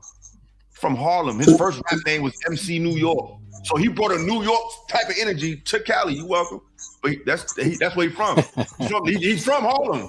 He is. That's funny. I thought he was from Baltimore. But I'll give you that. He was raised in Baltimore, but he was born in New York. But it was fun. But what does that prove? Now, what does that prove? His name was MC New York. What's interesting about what y'all both are speaking about, like I said, there's just two different perspectives and two different listening ears. No, Nas wasn't the best when he came out. Had an ill verse. People thought of it as he was nice. He wasn't the godfather of anything, and I was there as a rapper, as an MC before he even got signed. So he wasn't specifically. They say, "Yo, he's nice." He wasn't the gospel. Now his first album came out. They ain't feel like that, Sean. His first album was classic. But if we're talking about the success of that first album, it wasn't as successful as a lot of the albums we're speaking to. So we can't sit there and say, didn't come out with a banging first, like Snoop. No, came out his first album. My point being, his first album was probably some of his most classic work, similar to Jay-Z. And his biggest album. And his first album was Illmatic. But it wasn't the most successful mainstream. It was most successful as far as lyrically. It was probably some people would argue it was better than any of his other work. Bootleg before it came out. That's why. That's another thing. He was supposed to. Nas got bootleg real bad. Bootleg before it came out. This is all I'm saying. This is my whole point. That wasn't the issue because this is my whole point. This is my whole point. Because Snoop came out a lot. Let him finish, Lil Larry. Go ahead. Ain't nobody want to hear that shit then, and don't nobody want to hear that shit now. It wasn't about the bootleg that it didn't have the success. It was a lot about the exposure and marketing promotions of why it didn't have the success. Snoop, for example, had similar bootlegging, but his that had something to do with the exposure of bootlegging. Yeah. No, the West just shitted on the East when it came. When the West came with that goddamn gangster rap, it just shitted on the East Coast, really and truly. They couldn't keep up. It was a gap in there where the East Coast could not keep up. My boy Sean was around for 40 years. He know what I'm saying is true. Well, what you're saying is it had then that's not entirely true. You have a point. It's not entirely true. The point Who was keeping up, Sean? But hey, they had the savior. They named just like my boy Larry was just saying. They had to name these guys Nas and Jay-Z. The same year Snoop did. They needed a savior to come through, big dog. Jay-Z wasn't fucking with Snoop. You think Jay-Z was fucking with Snoop? That's what I'm saying. Just because you're the most lyricist, don't mean you're gonna make the best song. So you're not the best. You're not the best. So how are you the best? They say the best rappers are in battle rap. He's my best. Right now today, they say the best rappers are in battle rap. Can't one of them make a song? Well, here's the thing. Y'all are listening for the different, but the point thing is y'all are listening for different things. You got to realize the reason why the success of the West Coast came into play was the simplicity of their rapping. You can say a song and recite it right after you listen. It makes more sense though, Sean. The United States is simplistic. The world is simplistic. I'm not disputing that. That's why they sold more. That's why they sold more, but that doesn't mean they were better. Okay. But we can go down through there and pick some betters though. So you can't just stop with that statement either, Sean. You said when they came in, nobody competed with them. Biggie did. Jay-Z did. But hold on. Nas did it. No, he was no competition. You're talking Jay-Z couldn't even compete with Biggie, man. Are we serious? You don't know what you're talking about. That's what I'm saying. Jay-Z couldn't even compete with Biggie. Hey, Cody.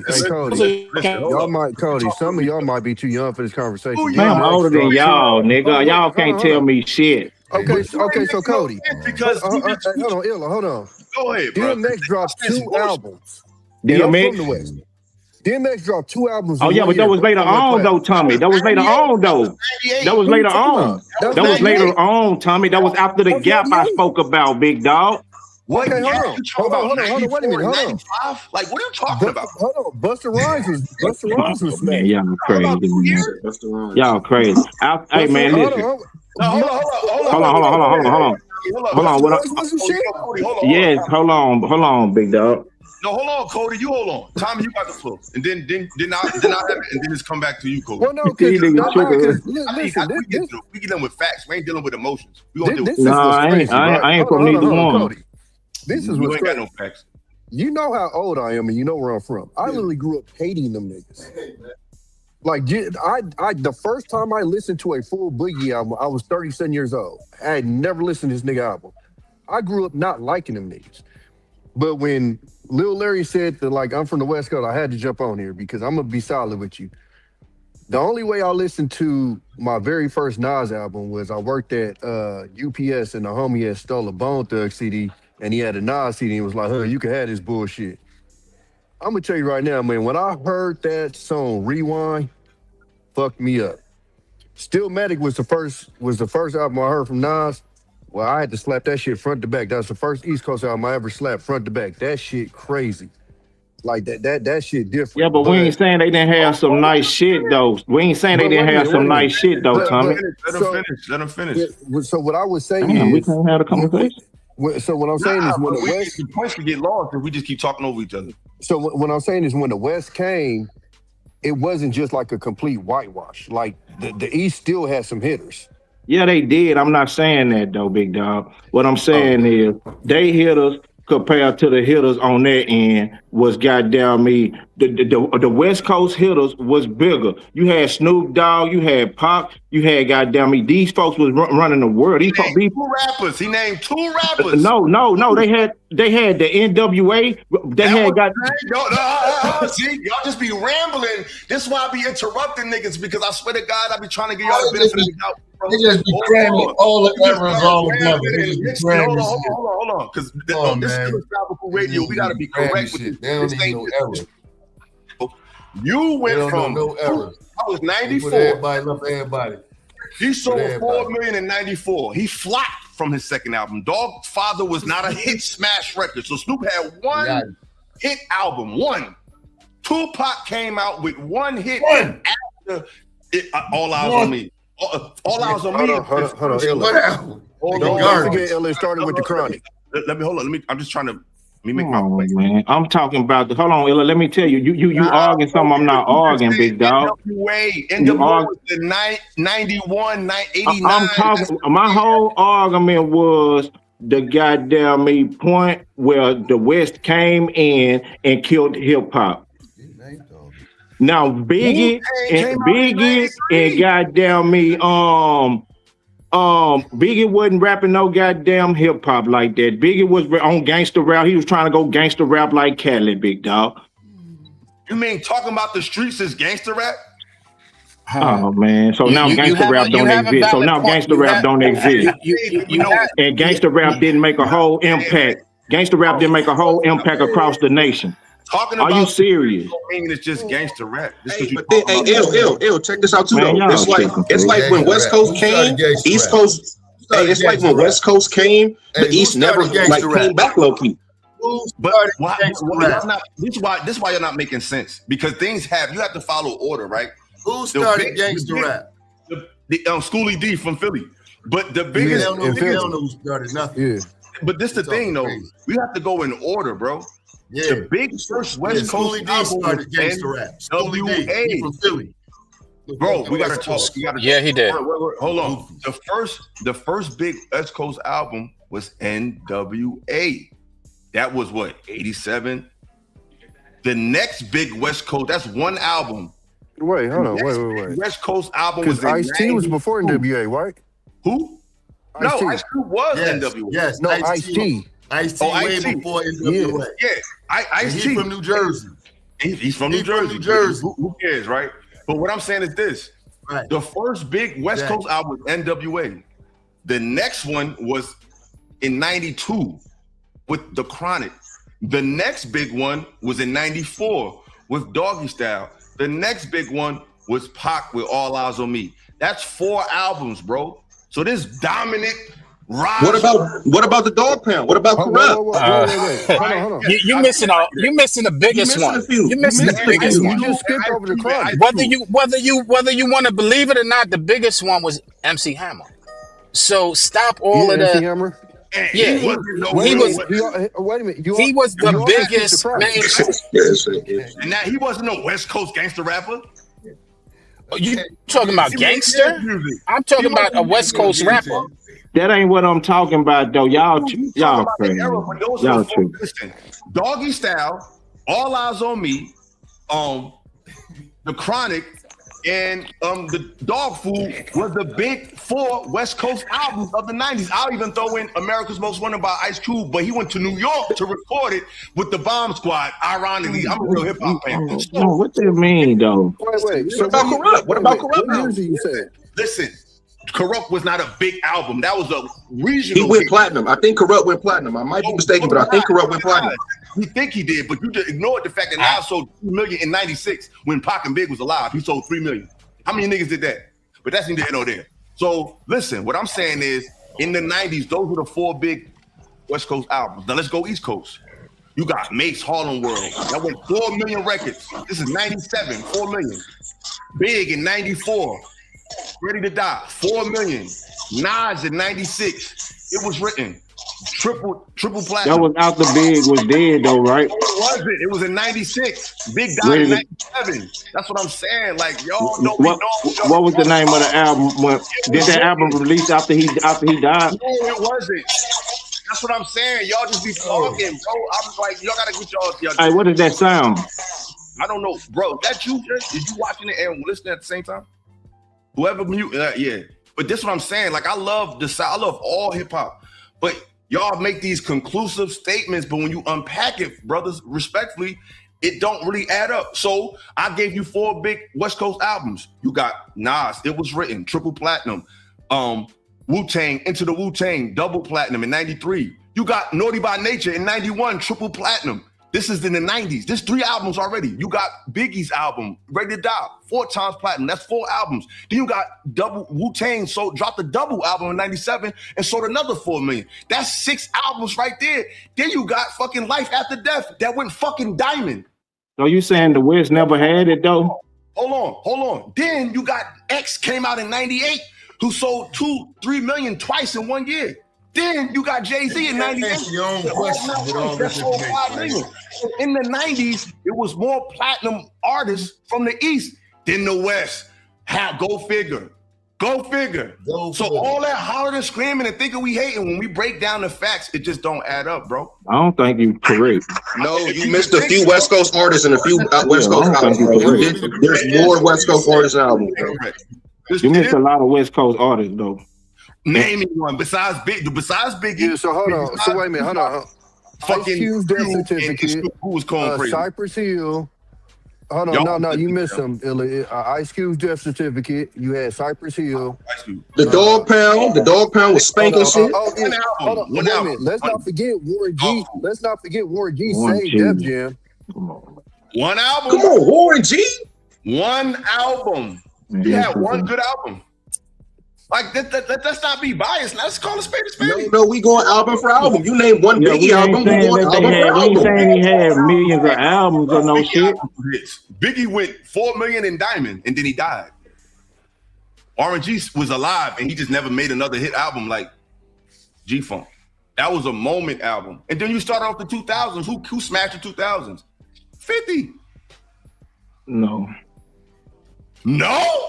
50 smashed the Nah, 50 did for sure.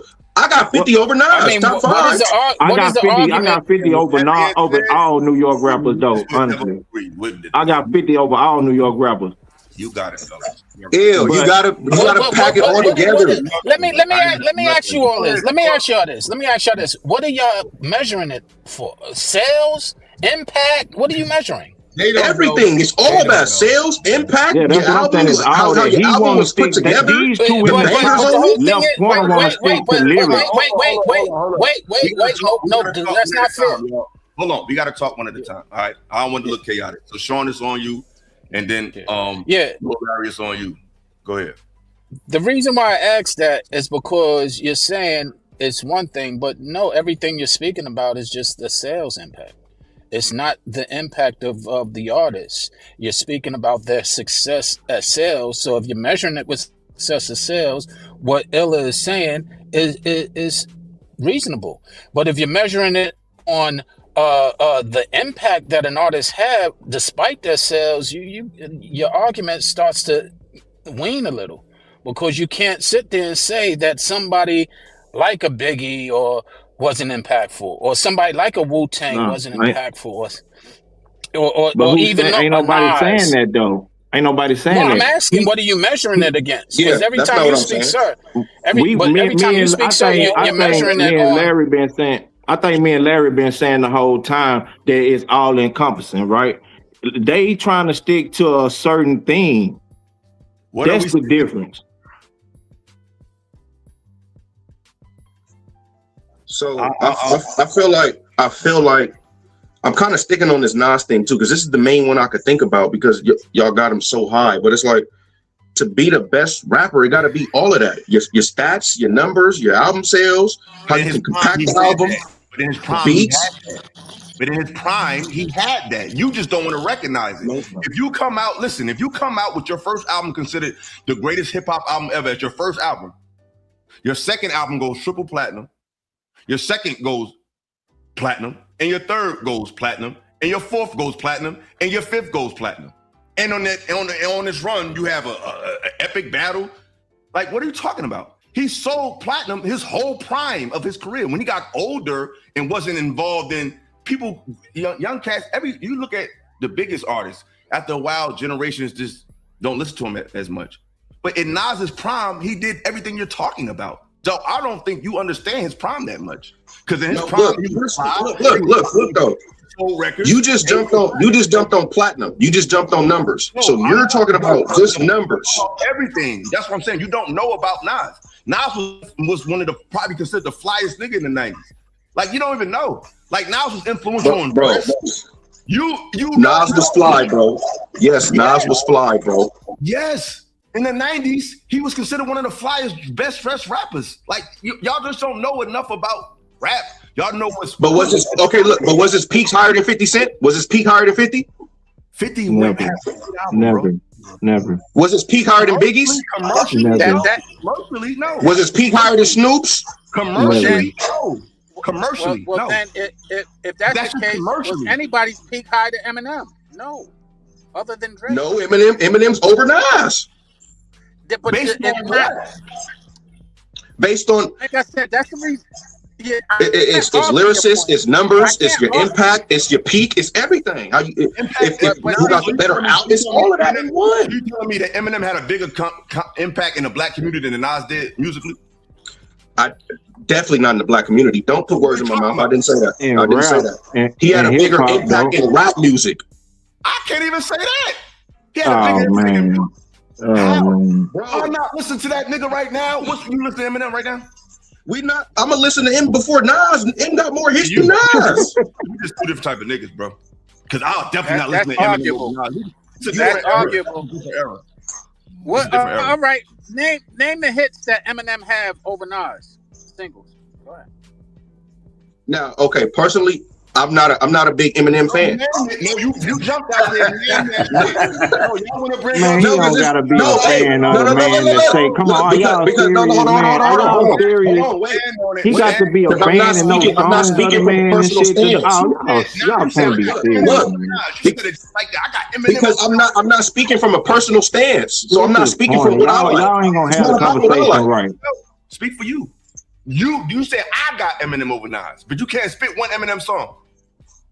I can't spit a Nas song either. You're not a hip hop nigga. You just like gangster shit. No, that's not true. Because I love J. Cole. I love Kendrick Lamar. I love Scarface. I love some lyrics. There's some lyricists that I really love. J. Cole made a song called "Damn It." Kendrick Lamar is gangster. I let Nas. He got a song called "I Let Nas Down." So maybe I understand that. Don't understand something. Maybe no, I understand that. I understand that, but that don't mean I love Nas because J. Cole do. I don't feel that same way about him. The dude you think is the shit made a song called "I Let Him Down." Maybe he got more value than you have realized. Maybe you had to mature in musical taste or something for you to appreciate somebody like Nas. You gotta stop taking shots because we have two different tastes. You gotta stop doing that. We got two different tastes. He love that New York shit. Hey, that's why it's hard to have the conversation because they not gonna be real with the conversation, man. It's gonna always be biased. So when we got to have the conversation in circles like them, you get what I'm saying? Because they not gonna talk realistically. Because look, you're speaking from a standpoint of he's your favorite. You love Nas. I don't love none of these people I'm rapping about. I'm just speaking from a logical hip hop standpoint. I'm a fan of all these people. I just hold Nas in a higher regard as far as that's what he just said. Yeah, for hip hop, yes, he's the standard for hip hop music. I think well, so we can't. Well, so look, though, that's my thing. Then, it go back to where you started at, though, Illa. It go back to where you started at with the genre, right? So if we gonna do it that way, if you're gonna constantly say for hip hop, we can't constantly try to put everybody else against them that ain't hip hop. I'm not doing it. I just be hearing people from the dirty. That's what you've been doing this whole time, big dog. No. My favorite rap group is Outkast. Come on, man. I listen good, Illa. I promise you. But I'm saying, big dog, the argument is this, big dog. It don't have to be hip hop. You want to make it hip hop, but hip hop is a dead artistry at this moment of time, big dog. I mean, y'all, it's up to New York to bring hip hop back. I promise you. But all the New York rappers that come out right now are drilling. Kendrick Lamar is at the top. Think about that. All the New York rappers that come out since 2016 are drilling, big dog. But Cody, why do you think it's dead, Cody? That's who the because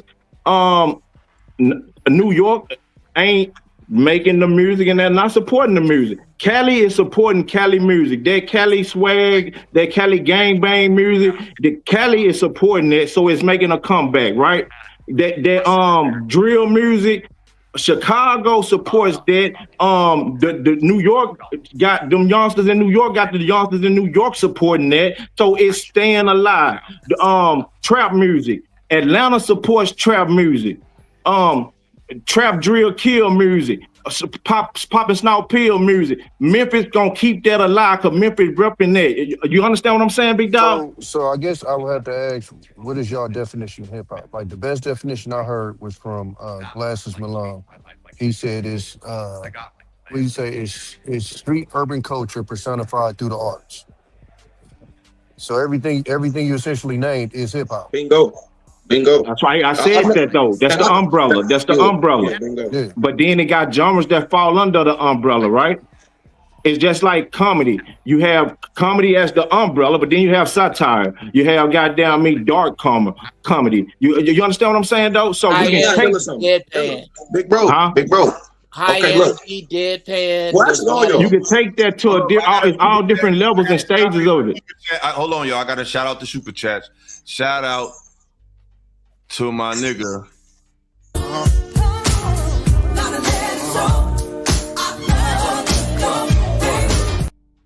Shout out my nigga Lucky. She from the West Coast. She talking that hip hop shit. She said hip hop is not dead. Hip hop is at the highest it's ever been. It's the most influential art form. People from the South can never understand it. Damn, LOL. Yeah. LOL is kidding, so she said this kidding. But yo, fucking out the mud, Cody, you are right. I'm not arguing. I'm more so arguing to narratives I hear. Brother. I've been right. You just don't listen good. You don't listen good. And like I'm telling you, hold on. Because what you're missing is, you think my point is arguing yours, and it's not.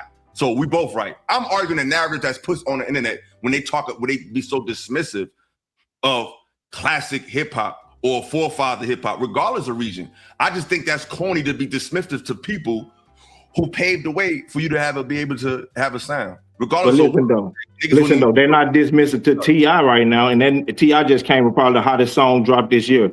And they not dismissive. I'm a big fan of T.I. makes hip-hop. They're not dismissive to it. And he 45, 46 years old, 48 years old. That's a hip-hop song. How far down am I? Go ahead. I mean, this ain't my show, so don't ask me shit. I ain't arguing with you. I'm a fan of him. He can rap. A lot of these niggas can't rap though. Go ahead. Go. First, number one, peace and positivity to the chat. Number two, because we all smart, it's room for us all to be right. Number three, we are exactly the people to have this conversation because hip hop belongs to us. Number four, something that turns my goddamn stomach with regard to talking about hip hop over generations is that you cannot find an 18-year-old fan of rock that will in any way disparage the Beatles, the Rolling Stones, none of them. 5, we are trying to high hurdle the intentional disregard, the intentional disrespect that young people have for everything that comes before them. Everything. We must factor that into this conversation right here, because that is the only way you can find anything foul to say about anyone who was successful that came before you. I don't understand. I have never heard an Oasis fan compare them directly to who they sound like, which is the Beatles. Ever. You don't hear white folks do this. It ain't nobody. Niggas can't wait for some shit that came from them to be played out. They can't wait. Oh, gee, I think you're reaching. Of course I'm reaching, but it's my turn to reach by myself. Is it all right? Yes, he got the floor. Go Thank ahead, you. Levi's, still in business. Wranglers, still in business. Ralph Lauren, still in business. We cannot wait to point at what is played out and have no respect for what comes before it. With regard to hip hop being dead, that's a fallacy. Whenever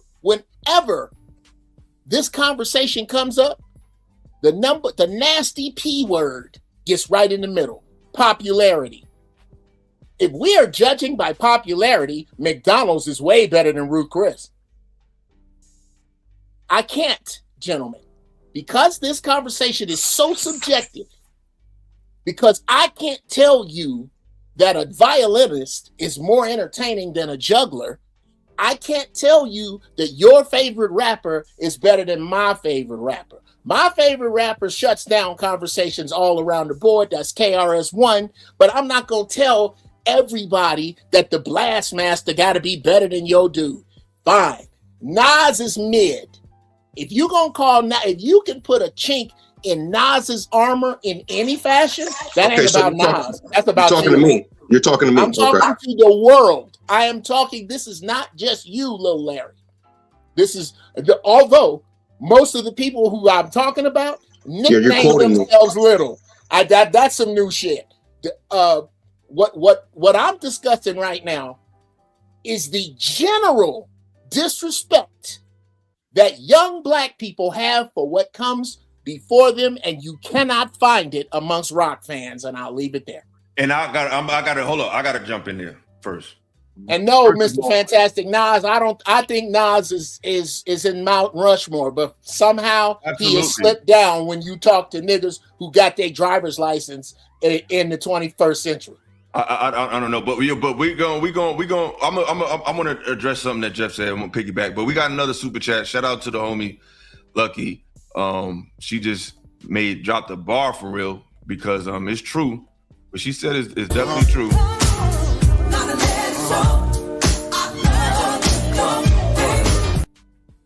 And this is a fact. She said the South is very dismissive to T.I. Y'all always crown Future or any other of these rappers before y'all even mention T.I. We all know T.I. is the king, and that's a fact. These last few years, I've heard rappers from the South talking about T.I. ain't that they put Future over him. I think T.I. is the best rapper to come out of Atlanta, to me. I'm a big fan of Gucci. I mean, I'm not Gucci. I like Gucci, but I'm a big fan of Jeezy. Huge fan of Jeezy. But to me, T.I. is the king. To me, but let's not. You know what I'm saying? So it's like when they talk about the best rappers in the South, they don't be bringing up T.I. They be bringing up Lil Baby. They be putting a lot of people over him. So let's not act like y'all always T.I. can get king of Atlanta. Scarface the king of the South. That's arguable. That's arguable. Yeah, but you talking about people who like who are speaking for artists that's in their generation, big dog. You understand what I'm saying? So of course, my daughter them gonna say Lil Baby the best goddamn rapper. Of course, people 30 years old gonna say Future the best rapper, depending on the lifestyle they lived. If they was in and out them clubs in the goddamn early 2010, going into 15, yeah, they gonna say Future the best because he gave them the best nights. Are y'all serious? Y'all not. You're not being realistic with the judging of the music because of the simple fact that music take you to where you can hear a song and it remind you where you was at that night the first time you heard it. You understand what I'm saying? And so that's what it is for the generation. Just like with our generation, because we like the same age, all of us. You get what I'm saying? We like a year and a half, 2 years apart from each other. Minus Uncle Joe, old lad, and Big Dog Net beside. Yeah, but look though, for real though, so you know how it go. Look, Uncle Jeff would tell you right now, Curtis Mayfield is the best thing smoking, big dog. You don't know that he would say that though. Yeah, you absolutely don't know. It's gonna be an old ass nigga if it ain't Curtis Mayfield. That's my point. You get the gist of the point. Not everybody is the. Come on, he just said KRS-One the best rapper ever. No, I didn't. No, I didn't. Favorite. That was my favorite. That's the best to him. No, the brother. Here's what you're. So you spoke for your generation, right? Here's what you're leaving out. My respect for Cab Calloway. My respect for Quincy. I'm not saying about who you respect and don't, but who your best rap, your favorite rapper is KRS-One, right? And only someone from your generation will state that. You are repeating. You are repeating. Well, okay, look, that's your favorite rapper too. Let me know what you're repeating what I said, brother. I got to respond to Uncle Jeff. What Jeff said wasn't about his. It's not about generation. What he was speaking to is it's a lot of other elements other than generation. There's proximity. There's where you were raised and where I could only been there in his generation. No. It has nothing to do with either of those. He's talking about respect. He's just talking about respect. If I could talk about what I was talking about. No, please don't. Okay, then fuck it. Jeff, fuck that. Go ahead. I gotta respond to what he said before I forget. I'm gonna say it again. Everybody got it. For those people you would do that Cody was discussing, he's right. Every Earth, Wind, and Fire. I got the sound. Oh God! Let me go on mute. LL, Rakim, this is the soundtrack to my life.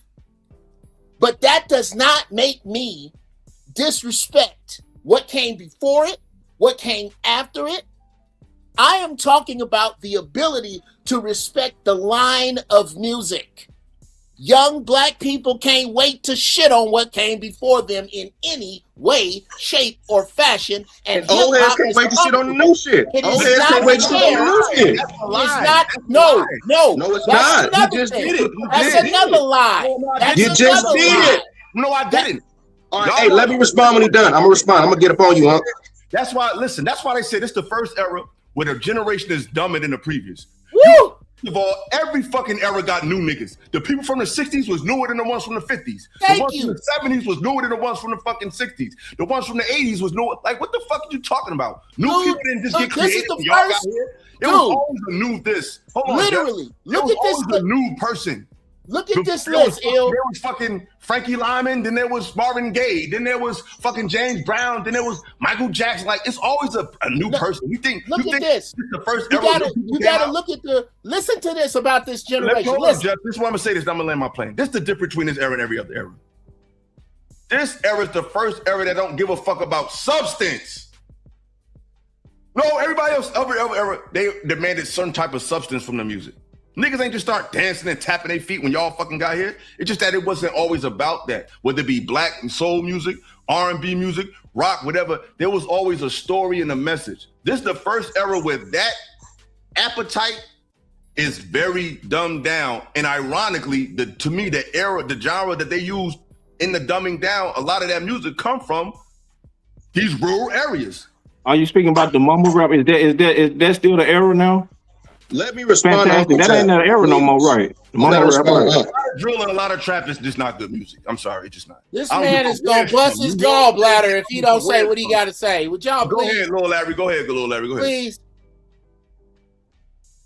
Hey, because look, and I'm 27. You feel me? Y'all, you went in. Makes perfect sense.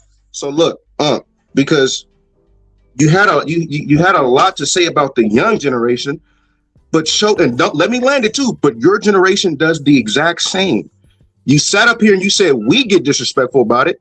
How? When I just have an opinion. I'm not saying fuck that nigga. You talking about generation. But go ahead. You're not talking about you though. I understand that, but he is talking about a generation I'm a part of and that I represent, right? So what I'm saying is, just because I have an opinion, it doesn't mean I'm saying fuck yours. And like my man down there said, Cody, I can't get jiggy with some from the 80s and 70s, really. So I'm gonna give them their respect. I'm gonna say, hey, you know what? You paved the way.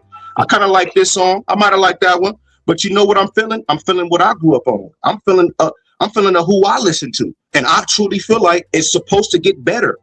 So generations get better. They're supposed to. Music is supposed to get better. So if I'm listening, so hold on. Let me land it. Y'all didn't get better. Y'all didn't raise no heights to nothing. I'm sorry. Y'all didn't make nothing better. What fucking sound did y'all make better? Y'all haven't surpassed. Hey, you yielded the floor. Hey, you yielded the floor, and I'll let you land your plane. I got you, but I'm sorry. I'm remember what you said too. I'm just saying. So boom. I'm just saying. Hold up. Y'all didn't raise no standards. Y'all didn't raise no levels. Like, where's your thrillers? Like, where's your genre, era-defining albums that superseded these eras that you claim? Hey, you gotta let me land it so I can answer that. I'm gonna get to that though. I'm gonna get to that because what I'm saying is, okay, maybe the mainstream music isn't what you want to hear. Maybe the mainstream ain't a Nas or a crazy lyricist, but we have that. We have those. We have crazy lyricists and crazy rappers. Like I write music, homie. I make music, and I'm not just talking about gang, bang, bang, shoot 'em up. I'm talking about mental health, self-love. You dig what I'm saying? So it is in this generation because I'm one. So that's a lie. But hold on. You gotta let me land because I'm still responding to Uncle Jeff too. So what I'm saying is, yes, this generation is wild. Yes, we can get disrespectful. Of course. Maybe we didn't have the right leaders. You gotta fall back on that too. Well, hey, we didn't have the best leaders. Y'all wasn't the best positive leaders. That's another subject. Hold on. Let me land it. I'm almost done. So what I'm saying is, Uncle Jeff. One airport. Land at one airport. This is what I'm saying. Just because we say, you know what, we're not feeling that old stuff. We give them their props, but it's our time now. It's not disrespectful. It's just our time. Just like you say, hey, my favorite is KRS-One. That's you. We're not telling you, hey man, you disrespected the new school music. Let me say one thing, please. You're now repeating yourself. Is it all right if you might not do that, but it definitely happens. And let's be honest about that. Your generation has been very disrespectful. I mean, Ella, do you remember? Finish the statement, Sean. Sean, go ahead, finish your statement. Then Cody, go ahead, and then I thought he was done. That's just not true. You might be an exception to the rule, but yeah, there has been very disrespectful stuff done by your generation. To Unk's point, and it's not in other genres. In hip hop, it does exist, and to your point, vice versa. Old niggas do not respect young niggas either, and they need to. I think we're changing the subject a little bit, but go ahead. Oh my Cody. God! Go ahead, Cody. And then it's on you, fantastic. Yeah. Okay. I was gonna say like you know how what Larry was saying with the music, just like I was saying. This generation are gonna like the young boys. They're gonna say young boy the best rapper ever and the greatest ever because they coming up with him and watching and witnessing him, right? And so it's just like with our mom and dad in them era, they was was saying Marvin Gaye or somebody was the best ever. But before them, it was some. And then your mom and it trickled back the other way. Your mom and dad had said, I don't know what that trash is they listening to in there. And y'all sounding just like my man and them on this panel, big dog. Cause y'all judging these people generation music that ain't even for you. And Cody, to your point, Cody, that happens in every genre of music. They do it in country, they do it in rock, they do it every genre of music. The old heads hate on the new. Every genre of music. Yeah, and look, one more thing. You can't say it's disrespectful if I say it's mid. If I say, hey, you know what? I think that's mid. That's not disrespectful. I think it's okay. That's my opinion. I didn't say he sucks. I didn't say he's terrible. I just say, in my opinion, he's kind of mid to me. How is that disrespectful? Please explain. I'm not gonna argue that. You can like what you like. All I'm saying is this era to me, they think that people don't like shit just because it's not their era. And I don't think that's true. I like shit for eras I wasn't even around for. Good shit is good shit. Bad shit is bad shit. Don't matter the fucking era. This would be my problem with the era. In this era, this is the one thing I will say. You find what you want to find. There's plenty of quality music out here if you look for it. Come on, Tommy. Period, point blank. You even got, even to women's rap. Cardi B and them ain't the only ones out there. I forget old girl name, but she be gassed, and that's from like the Carolinas. But whose camera is that? Somebody's still playing in the background. Like who's that? It's so much good music out here, and with the streaming services, it's easy to access it. You literally can find, you literally can surround yourself with nothing but quality good music if you want to in this era, and you don't even have to pay for it. It's on you to go listen to it. But if you're gonna judge it off of the bullshit they play on the radio, which I think historically they've generally always played bullshit on the radio, then that's kind of on you. I just, and I'm gonna say this. I like with Lil Larry. My thing is, I think some opinions be generic, like natural opinions, but I think sometimes our opinions be given to us whether we know it or not. Not saying that's you, but a lot of people do. Cause it's like you said, I got 50 over Nas, so it's like that's why I think Sean was like based on what, like impact, what, like substance has to have value. Like I think the music that 50 makes, I don't think has the shelf life of a Nas music. I think there's more substance there. Like I think certain songs is like comparing candy to like vegetables. It tastes good, but there's no nutritional value. So I can agree with that. But even when I said, what type? You said I make music myself. You said I talk about, look what you mentioned, mental health. These are topics. That's why it's hard for me to understand how you don't see the value in somebody like Nas, who literally made songs about these type of subjects at the height of their popularity. And I want y'all to understand this. What makes an artist great to And me, it's not bad. It's not bad. I'm not saying it's bad, but it's just saying you don't even make 50 type of music. You make more of a Nas type of music. So how can you not see a value in somebody that approaches music the way you do? So, but that's neither here nor there. Please let him answer that. More two. Okay, well then, I'm a fight fan. I absolutely love fighting. I love boxing. I grew up watching Sugar Ray Leonard, Muhammad Ali, Thomas Hearns, but there is no way that I'm going to discount, discredit, look foul on, have something funky to say about Jack Johnson, Sugar Ray Robinson. What it is the term the best ever. It's ignorant to look upon excellence and see your excellence as the best ever. It could be the best in your time, and that's fair. But to say the best ever, the only way I can take that serious is if you started counting from 1973 forward with hip hop. It's niggas that say the best ever and don't know shit past 2000. Nothing. How is that possible? That's mathematically impossible. And that's where the disrespect comes in. Know what you do. All we asking is really take a look. Really take a look at the message. Really take a look at and especially that, Lil Larry, I am waiting on your answer after saying, as I sit in a recording studio, as I need you to tell me how you can big up 50 and go, Nas came before me, so he just not my favorite, but I make conscious music. I ain't never seen a nigga rush the dance floor on a mental health song. Could you please tell me how you arrived there? Absolutely. Because as I stated in the beginning of my argument, the best to me, or who I'm looking at like, damn, he's cold. It's not just a lyricist. I'm an artist. Like I look at myself as an artist, not a rapper, not a hip hop rap, but an artist. Because I can bring everything. I'm doing it all. So what I'm saying is I feel like 50 Cent, he did it a little better than Nas. He's definitely not as lyrical. That's for sure. Nas is smoking him. Jada Kiss, smoking them. Beanie Siegel, smoking them. Like for sure.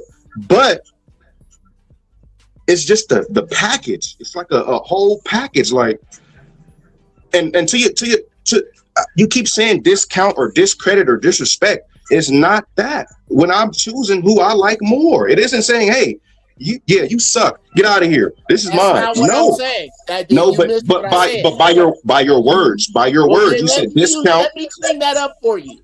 Because apparently you missed when I said it is okay to have I'm trying to cross the street. Cars keep coming, Larry. I'm gonna need you to use you have two of these and only one of this one. Listen. Hey, I heard you clear as day. You said discredit and disrespect. You said discredit and disrespect. Discredit and disrespect. That's what you use. To arrive at that thought, you could not possibly have heard everything I said. I'll try to repeat it uninterrupted. I'll try. I mean, fantastic after this, please. I'm gonna try to repeat it uninterrupted. Hey, I'm listening. I got good listening skills. I heard what you said. I'll just make clips later. I'm really trying to get this out. What I am saying is that it is fine to have who is your favorite. And I don't get to give you my opinion on that. And I don't ever say how I feel. That's another thing. Oh, I feel like, stop saying that shit. You a man. Nobody cares how you feel. What do you think? I think that Stop it. You're doing too much. You're doing too much. Because you acting like I didn't hear you or I'm misquoting you. I'm not misquoting you. Bro, let them finish. Like we ain't about to fight. It ain't that serious. We just got some. Could you please just let me finish? Let them finish, bro. Go ahead, Jeff. It's okay to say who your favorite is. When you use the term, and your generation loves this with absolutely no research, the best ever. That's mathematically impossible to find without looking at ever. And a very simple ever is hip hop because it started in 1973. So I can't have my opinion. Who's the best ever? I can't have an opinion in that. That's no, not without. I'd like to answer that. Not without looking at everything. You can't. You can't. No. Not without looking at everything. How's that possible? So what if I have? What if I have? Went all the way back. Done it inaccurately. My opinion is inaccurate. Come on, big homie. You too old for that. Come on. The stats y'all was kicking earlier on the unpack, y'all shit was super faulty. The stats was all off. Wow, I don't know what part of math are you missing here? How can I say that this is the best weed ever when I don't know all the weed, nigga? But have you smoked a lot? Yes. Okay then. It's the best to you. That's the best you had. Larry, the best I had. Larry, I think this is a dirty 4-letter word you should scratch from your vocabulary. Ever. I can't tell you the best ever because I'm only 60 years old. I can't. Does that make sense to you? No, it does not. Because you can tell me who you feel is the best ever. You can tell me that. Hey, you know what? I feel like he did the best. You're right. I'm wrong. You're right. I'm wrong. Thank you. Thank you. So like I was saying, you can have an opinion to who you feel is the best. You can have an opinion to what cereal you feel is the best. Just because we don't know they're going to make cereal next month, I got a lot to look at, and this is my favorite one out of the cereals. It's that simple. It's also like this, though, and then Fantastic After You. That's like a motherfucker in a remote place. They might just got a fucking PlayStation 1. And right now, that's the illest shit they ever saw. Bro, but that doesn't relate. That doesn't correlate to this conversation. So it doesn't make sense. No, it do, because sometimes the best is what you've heard. It's based on the best of what you've heard and what you can understand. Hey, but by his metrics, he said you got to go all the way back. So what if you did?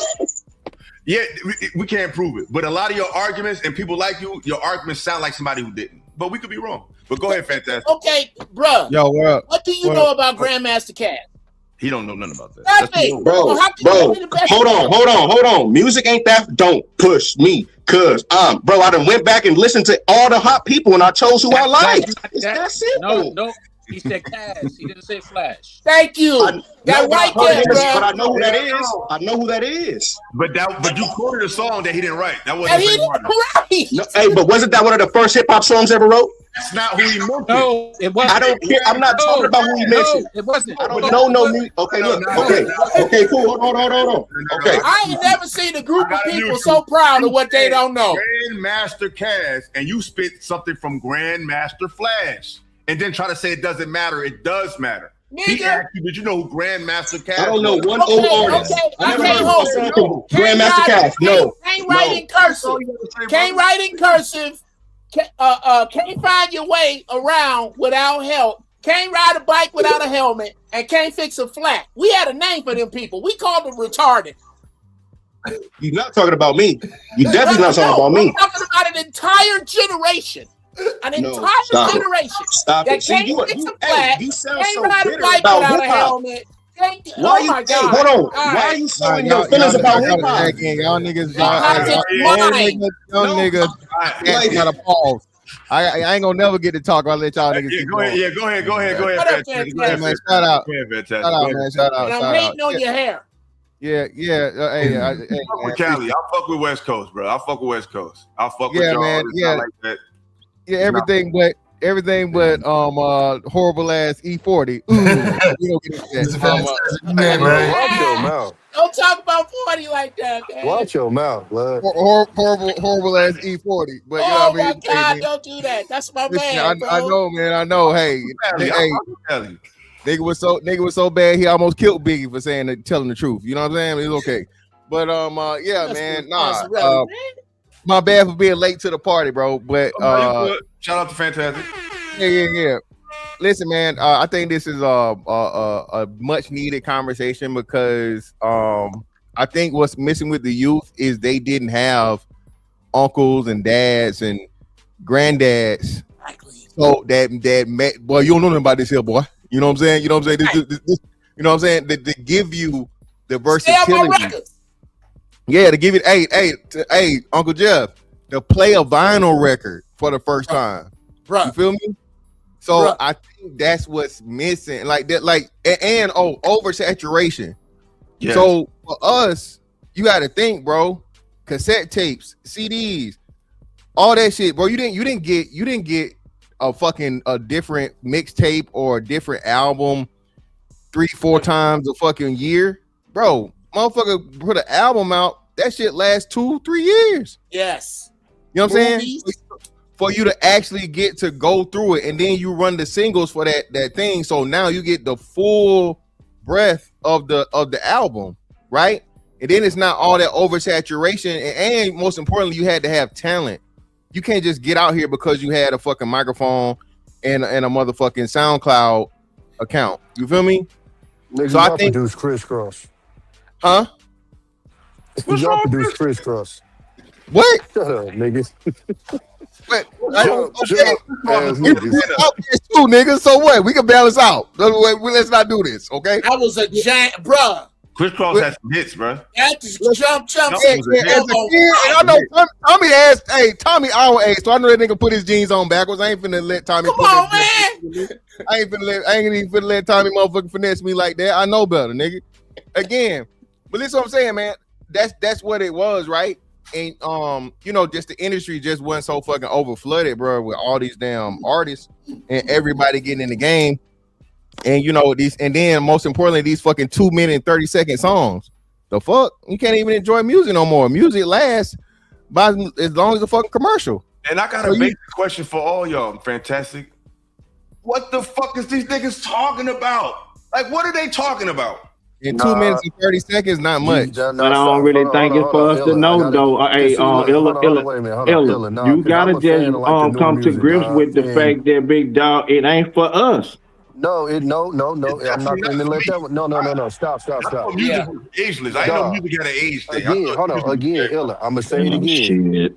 If you ain't finding it, it's on you. We got streaming services. You ain't even got to pay to listen. A lot of these young dudes, when you get to the album cuts, they are talking about shit. Most people. Some cats, they ain't all whack. I like G Herbo. No, I even find myself liking King Von. Don't ask me why. I don't know. I like. But he was talking like he was a good storyteller, which is one of the qualities of being a good artist. But what I'm saying is, I think a lot of our generation, you hear what's on the radio and you just automatically dismiss everything. But even in our generation, you didn't put your best quality on the radio. Most of your quality was what? B-sides. In the album. It was in the album. It was deep in the album because that's when you was really talking that talk. Kind of fire though, bro. You said what? And I'm talking about just for all music in the 90s. The singles was fire, bro. 90s singles was fire. 80s No, we did have some bull. I'm saying is, no, what did you But we had some bullshit too, though. We had some bullshit come through there too, though. Wait a minute. Yeah, but it's better. Wait a minute. The 90s, you think the 90s? We not about to sit here and act like that they would that their aim was to put on the radio nothing but thought-provoking music, bro. Like most of the stuff that you put on the radio was stuff for you to bop to. Nah, even the bops, what he's saying, even the bops was like classic though, is what we saying. Yeah, I mean the dance, the shit that was gonna pop in the but club. at that time we weren't really vibing with them though. We was like, cool. For yourself, you wasn't vibing with Hypnotized. You wasn't vibing with Put Your Hands Where My Eyes Can See. You wasn't vibing with them. Them shits was. No, but wait. No. I'm saying you heard it on the radio. You heard it on the radio. You heard it on BET. Could you just name both? But you didn't ride and bang it. What is they talking about? You didn't ride and bang it. What are you talking about? That's not a fact. That's your opinion, bro. Yeah, but that's New York. That's New York and South shit though. That was a club banger. What are you talking about? But fucking Busta Rhymes back then, like Cody, you forgetting you had, like you said, you had the videos too, bro. So you had the videos. That's where you listen to it at though. What about that made you want to go get the album to see what they was talking about on the album. Yeah. No, you moving the goalposts, bro. You just making excuses. Like that song, you trying to make it seem like that wasn't Put Your Hands in My Eyes to See was a banging single. I'm saying most songs that was on 106 and Park, BET, you was not riding and listening to What was he them. talking about on Put Your Hands Where My Eyes Can See? What was he talking about that was substance and Put Your Hands Where My Eyes Can See? Nothing. It wasn't substance at all. That's my point. So again, we're holding And you weren't riding this listening to generation that to a shit. different standard than you are this. Big NY That's the regional thing. So hold man. just real quick. So no, Tommy, I hear what you're saying, but not. So now, so think about the agenda? You had to go, if you wanted the substance, you had to go get the album. You don't want to talk about it though, because y'all feelings gonna be hurt. We really want to talk about the agenda. Single was the party. If I can break down the agenda of rap, then a lot of regions gonna be mad that ain't up north. You're gonna be mad because the agenda started when the music went from self-destruction and the conscious rap is when it all started, and it started with NWA and it ended with Young Thug and Future and all this shit. If you want to get technical, talking about rap. Yes, that's why I've been said that though. But you shitting on up north though. That's what. No, I'm not. No, I'm not. I promise not, you. but if you say it's not shitting though, Illa, I'm what not. we trying to tell you, Illa, if you're saying it's not a shitting thing, so Illa, No, the North always. He made. I'm talking about. But I'm telling you though. Y'all was shitting on the South all them years. Now y'all ain't got no play in the game. You niggas crying, man. So Illa, that's what we trying to tell you. So Illa, just so hear me out, Illa. Down South niggas that fuck with New York niggas. Down South, so you know you had the East Coast West Coast shit happen, right? You had East Coast West Coast shit happen. Back in the day, I'm sorry. You had Pac and Biggie, right? And Pac and Biggie. Don't say East Coast West Coast. Because but listen, I'm telling you. So you had those two things. You had those two main things, and then the South really wasn't getting no play. Since New York used to always shit on the South, niggas sided with motherfucking West Coast. South wild force feeding us all that bullshit at the same time. They force feeding us all them bullshit songs we never would have listened to had not been for the radio or BET. You feel me? But now they act like force feeding ain't a thing, but it's a thing when they want to say that that's what they did for Kendrick Lamar to shit on Drake, right? Right? They try to say that they force fed the algorithm, right? Y'all would never have listened to hip hop if it wasn't for the 80s. So let's stop. Never. I mean, well, shit, we would never. Hip hop would have existed, or hold on, wait. The East Coast, New York introduced hip hop as a genre to the world. That's a fact. We arguing that now. Yeah, so now we're not arguing that. I understand that, right? But then, music, man. This is the thing. This what I don't respect about what you're saying, Cody. Because you making it seem like the only reason why people listen to that music is because it was forced to you. Listen, on a large part, that is a large part.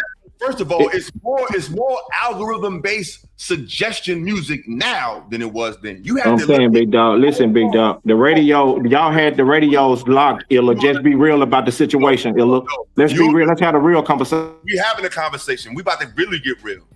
You know why the South got? And I love. Let me say this because y'all know a lot. Y'all not gonna like what I'm about to say. Shout out to UGK. Shout out to 8 Ball and MJG. Shout out to T.I. Shout out to Jeezy. Shout out to Gucci. Shout out to Future. Shout out to Outkast. Outkast, my favorite rap group of all time. Of all time. And I'm from Jersey. They from Atlanta, so I'm not biased.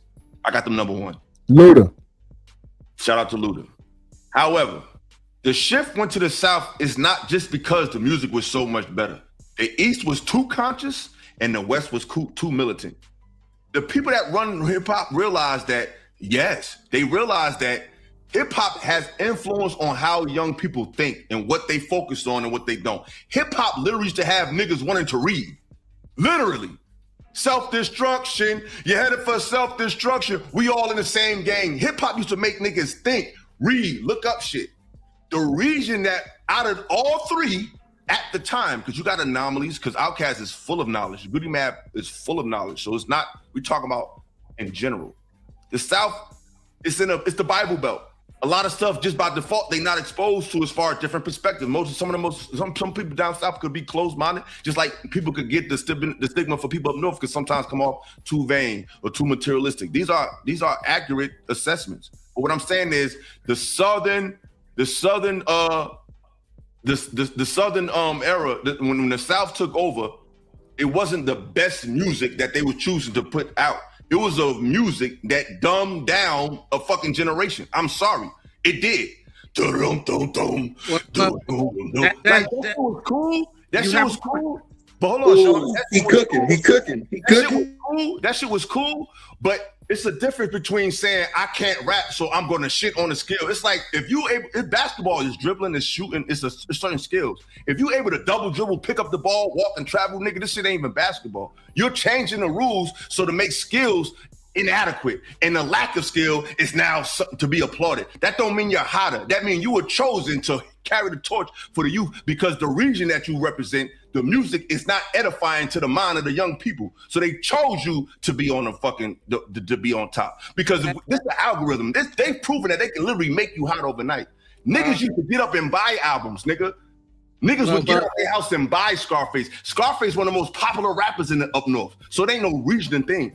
Niggas from Jersey and New York love Scarface to death. So it has nothing to do with region. We're talking about a substance and a quality of sound. The sound that came out in the early 2000s, some of it was substance, but a lot of that shit that came from down south was not. But look, though, Illa, let me show you something. Wait, let me jump in. It wasn't good rap. It's another part to it too. Wait, that is a part. He's full of shit. That is a part. That is a part. You made a valid point, but go back to what I said, what you're listening to. Because what the South and the West did that the East did not do, they dumbed it down. Listen to what I'm saying. Is he just breaking up to me or he breaking up to y'all? I can't hear him. He's breaking up. Sean, yeah, he's tapping. He's tapping real bad. But your screen is off and your shit is bad. So I was going to throw this in there too, Ella. This is another part that kind of watered down the music. Was when it got easier to make music and niggas turned music into a hustle. Instead of it being for the art, niggas turned it into a hustle. It was a way to get a bag. And so that right there, I think, stripped a lot of the love for the music away. Because I wasn't doing this because I love music. I did this because it's a hustle. It's the way Young Thug literally said, let me give you an example of what I'm talking about when it comes to a lot of artists from this era, of all areas. But the most influential sound, like in the 90s, the influential sound was East and West. In the 2000s, the influential sound is Southern. So whoever is the influence is going to dictate how people do shit. When rappers, they would have to explain their lyrics. They would be on panels. They would be in interviews. They would say, yo, explain when you said that. These rappers don't even want to be questioned on nothing they say. I remember with Young Thug. This shows you the difference between an East Coast rapper and some of these dudes in the South. They asked him, they said, yo, this is a BET Awards, a black event, 2016. They said, how you feel about Mike Brown? Young Thug said, we leave that shit up to the laws and all that shit, man. We getting money, we wearing diamonds and all that shit. We leave that to the laws. Huh? I don't give a fuck. You can never put an album that nigga made over somebody like Nas, Tupac. He doesn't even give a fuck about the people for the music he make. He didn't have the wherewithal to even articulate why that matters. He said, I'm getting money, I'm wearing diamonds and shit. I don't give a fuck what that era talking about. I'm sorry, respectfully, bro. Can I co-sign that just a bit? About no fucking hip hop. Sorry. Can I co-sign that just a second? Not only is that bad, not only is that foul in the genre. Not only is that foul about his awareness, that speaks to his well. And his when era. You sit down, not just his era. I'm talking about him as an artist. To not have a public opinion. Now, it's one thing to not want to give your opinion. To not have an opinion on Mike Brown or something not only at a black event. Hold on. I'm talking about when you sit down and get ready to bare your soul as an artist. Nigga, what are you digging into? Diamonds and we at the club and I'm gonna shoot somebody that look just like me. That's it. I'm gonna sell poison in my community. They're digging into drugs. That's what they digging into. A lot of drugs. That's what I'm y'all saying. Are really on here reaching. Like y'all wasn't on that bullshit back in the day. Come on. How is that a reach? Come on, man. I mean, because you picking one artist you picking one artist, bro. Like, come on. That's the only dude I was talking about. I didn't indict the culture. I was talking about him as an artist. I think maybe it's something to do with my connection and yours, Larry, because I mean, right after I said what I said, you said that. I said, I'm not indicting the culture. I literally said those words. Hold on. Because, sir, he said he was speaking to a culture. He said that speaks for a culture. That speaks for their genre. That speaks for the younger. That's what he said. Generation's mindset when your best artists don't even acknowledge you. See, that's the thing. Why is he our best artist? Listen, he's one of the best of your era, Young Thug, according to y'all. Not to me. Not to me. Your generation don't think that. Don't lie. Some of the generation do. Some of them do. Yeah, some of them do. He's one of the popular artists of the. Come on, it's okay to say that. He's one of the most popular artists of the younger generation. Yes, he is. Unfortunately, he is. What I'm saying is, the popular artists of our day had enough wherewithal to realize that the music I make is being listened to by Black youth. So I might be questioned about a perspective. So I need to be able to articulate that. This era of artists, they don't be intelligent. They just rap, and motherfuckers want to put hustle. Not all of them. Go listen to an easy. Hey, so we have great leaders. We have the perfect leaders, is what you're saying. We have the best leaders. That's polarizing. No one said that. That's polarizing. Shit, we're talking about articulating your raps. Who said perfect? No. A perfect example. The way that everybody see Too Short is Biggs, but he also made the Ghetto. You know what I'm saying? Like, it was balanced there. It wasn't just, bitch. It was also, peep this. This is what's going on in the city. Yada yada yada. I think that's what's missing. Okay, so can you name 3 artists that talk weird, stupid shit like Young Thug that you know of to the big homies? I mean, they all talk about what he talk about. Just leaning, didn't turn it up. That's not true. That's not true. That's not true. I don't understand the question. No, so I say, hold on, wait a minute. So I say, Lil Yachty. Talk about what Young Thug talk about. Yeah, because we're comparing Young Thug, and to be honest with you, it's just like Young Thug, Future. It's only a few, but the main ones get to the nitty gritty. Like Lil Baby, he don't talk about stupid shit. He talk about getting money, taking care of his kids. He's very popular. Yeah, I mean, he had a moment. I like Lil Baby. Lil Baby can rap. He can rap. You like King Von. I like a couple of his songs, but I don't buy his albums. I can listen to a King Von album. I like a couple of songs, though. But I don't think his music is positive at all. And I think, but when you name one artist and put it on all of us. You said Young Thug said that. I think that's where the game at right now, though. Too though. I don't think it's like. I think like then, in the era where Illa talking, that's where society was, and we was in that space. Niggas is dumber now. It's just that people are dumber. You can't argue it's that space they in right now. Even if overall they're dumber, they're in a dumber space at this moment in time right now, big dog. But this is what's crazy. Affected by that, including the music. So my point is this: I'm not going to put music that is successful based on a dumb populace as compared to an era of music where people were more enlightened. By default, it's going to lose because I can't. If you live in an era where we all know it's been dumbed down, whether it be through music, whether it be through food, whether it be nutrition, whether it be this overindulgence in technology, it's producing low vibrational thoughts. So I don't care how successful that music is, the listener is retarded. But this is the crazy part, Even today, right now, the top 3 biggest artists in hip hop have a hip hop approach to music. Kendrick, J. Cole, that's what I was about to say. Right now. I was gonna say, arguably the biggest. So they influencing more people than the Nas type rapper. That's why I said the agenda too. Hey, that's why, big homies. That's why I brought up the agenda too, because it's not the generation. It's not the generation chose it. It's what the agendas they pushing. It's forcing us. You're not getting in here if you're not talking stupid. So you make it, Larry. You're right, Larry. But if that's the case, then by default, they're not better than them niggas. Because they're dumbing you down to make a dumbed down decision. Niggas was sound minded. No, come on, Illa. Come on, Illa. What I'm saying is, you speak. I got you. This is what I'm saying. We live in an era around now, right? A nigga get free promotion from strangers. Columbia Records, Interscope Records don't out promote these artists more than just kids on the internet.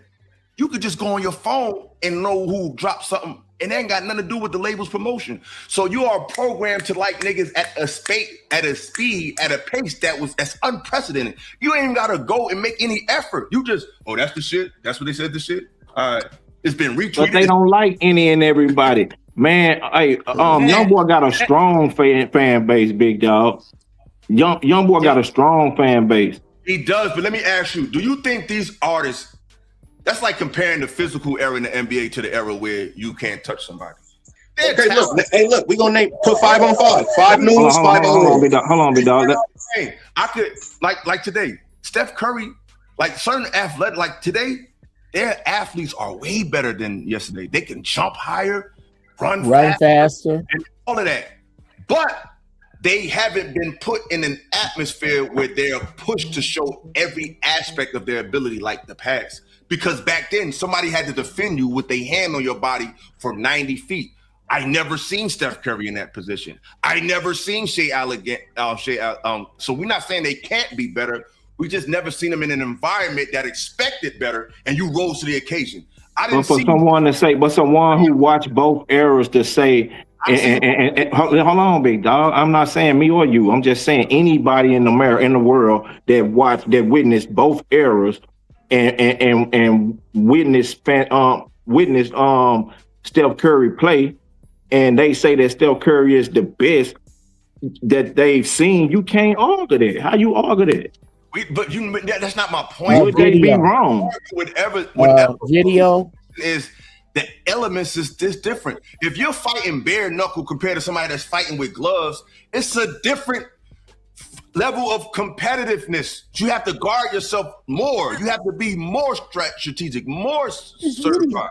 So if you're in an era where you got people that's really nice at rapping, and you can't just roll over and hit a button and you buy their album, you got to get off your ass and buy that shit. That means what they make have to demand you to make a purchase. That's not the era we in now. Hence why the music is so terrible, because they don't have no criteria to stand to. They don't have music terrible because like what Fantastic led with is oversaturated. A new artist come out every day, big dog, every 30 minutes. That's the difference. That's the problem. We had 12 artists that we really followed and was waiting on their shit to drop on Tuesday or Thursday, big dog. We had 12, 15 artists max, big dog. That's not true. That we were just actually waiting for. Hey man, I can't wait till that such and such drop. You gotta even in There's the a you lot gotta that added to that though. There's a lot that added to that. And this is the thing that a lot of people are missing. That's why I asked, what are you listening for? Because what you said earlier, what I was trying to say is that if you're listening for lyrics, you have great points. But everybody didn't listen for lyrics. But I'm not just talking about lyrics. Either generation. Wait, no, let me finish. In either generation, but the West Coast and the South brought is musical sounds that the East did not have. Flavor, swag, music, cayenne pepper, slap your man. We put all that up in there, man. Beats and bass. Beats and producing. They wasn't beats and producing. Wait, because I give you the first example who did it. The first example who did it was Luke. Uncle Luke is underrated with the beats and shit, bro. That's what I'm saying. He brought in a whole musical bass sound. All that flavor, man. Okay. With booty meat sweat on the track. They wasn't listening to go ahead and have him be in You niggas just hating, fool. You New York niggas be hating. Cause you niggas gotta make that hip hop shit. It ain't gonna be in Florida. It ain't gonna be in goddamn California. It ain't gonna be in goddamn South Carolina with the Geechee Gullers. It's gonna be you New York niggas gotta make that shit. Look, man. Bottom line. East Coast, here's where I think the East Coast is disrespectful to the South. Everybody kept their sound but y'all. Hey, that fat Mexican told y'all just change the style and switch it to Southpaw, and you niggas ran with it. I can't argue that. We lost our. Well, you can't argue me at all, big dog. You been wrong, and you started telling me I'm fucked up. I can. Dude, listen, big dog. I think I have an argument. It's a lot of y'all just be biased with the conversation in New York, and then but the conversation really is, big dog. The South put some shit in that music that y'all didn't just quite. Y'all left back in Mississippi and Arkansas when your mammy them ran off. See, your grandmammy them ran off years ago, and they left that shit back there.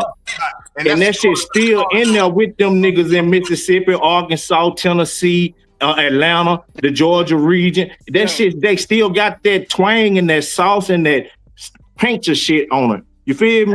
That's a fact. That's fine, bro. That's cool. And that's the difference in the music. Now you want to say it's dumbed down because we don't feel we need extravagant words to express ourselves. Bro, we just represent niggas who got I was with you right after there. and started to read. So just like y'all, we left the tambourine at home. Niggas left a book at home, so we can meet each other in the middle. We can have some booty based music, and we can. But that I don't think you can say that when it I comes don't to think like. that's fair. That's You not can't- fair, Illa. That's you can't not say, fair. You can say, let's say you say that, let's say y'all smarter than the whole South overall. But look though, you can't say that when it comes to the top rappers competing with top rappers though, big dog. You can't say that these motherfuckers just is so much smarter. I didn't say you can't say they're smarter. And you can't say we're not musical. You said we left. Yes, I didn't say that. I never said that. I can say that. Yes, I can. I can definitely say we're not as musical on the East Coast, and the West Coast, and the South. Yes, I can. We bust out bands in junior high school. We didn't grow on music. I'm telling you, left that sauce in the South, boy. No, that's not fair to say. That's not fair to say. It if is I may, because they brother. so far removed from the shit. No, look, brother, big we dog. got it. If I could, Huh? Can I we get never it? was up there, big dog. I guess this is a better removed question. from y'all When when we can I never talk? was up there. Y'all ancestors migrated up there. Y'all and the shit. Why did we leave? The shit fell. Oh, fuck that. The shit fell off somewhere in the mix of becoming when it came to making music. The No, shit fell that's off. not fair to say. A sprinkle, a dash, a ding here and there, all that shit fell off a little bit. I No, don't know what bro, it was. you're not- Y'all that's wasn't not fair. singing the spirit Negro spirituals to the right goddamn. No, harmony that's tune. not. That's wrong. That's wrong. Here's why. That's number one. Here's why. The first thing I was gonna say was in favor of the South. Everything you I got don't to care if you say. in trade with yourself or not. I didn't. I was not concerned with what you cared about. I'm concerned with speaking uninterrupted. If that's all right. Now, Looking at the first thing that's foul that's always said about the South is how they corrupted hip hop when hip hop was corrupted before the South was popular. Before the South was even popular, we was catching shit for NWA. We was catching shit. That's fair. That is yeah, you may have said that, but you didn't drive the point home. The point, you from here forward, somebody's shit is got feedback. FathaMu. I think it's you, FathaMu. Doc. Somebody need to FathaMu. mute. Somebody's Yeah, it's him. the point is that we got to knock all this off with how the South poisoned hip hop in any way. Because there was ignorant shit in his. JJ Fad put out Supersonic. Have you ever listened to that shit? There was dumb shit and violent shit and ignorant shit in hip hop before the South came. Number two, to say that hip hop is less musical because of what they left behind is grossly inaccurate, because hip hop was started with turntables. Stetsasonic was the first band. They didn't start with bands because of what was taken out of inner city schools that was still available to you down south. That wasn't. The music in hip hop came because they took bands out of school. So I'm gonna use what I got to compare that and call it foul and less musical. Well, now what you gonna do with the masters of sampling? What you gonna do with how you gonna call Hank Shockley not a professor? How you the Premier? Oh God, Guru. But he don't even Eric Sermon. I didn't even say that. Illa said made that statement. I said that, and let me tell you how. Because what I'm speaking to is not using someone else's music. I'm talking about somebody actually playing the music. That's what the West Coast did provide. And the South did provide musicians coming into it. They weren't the first. Your connection is crazy, Sean. You're like, Yeah, you on the other side of the moon. Number one, and number two, you're easily high hurdling a dude named DJ Quick. But that's the thing. The West Coast was sampling as well. Dr. Dre's Dr. Dre's whole style was sample. Yeah. Yeah. They didn't come with something different. They just sampled different records. Sampling Hold is a on, part of hip hop. whoa. Hold on. Some of it was sampling, some of it was played. It wasn't all just sampling.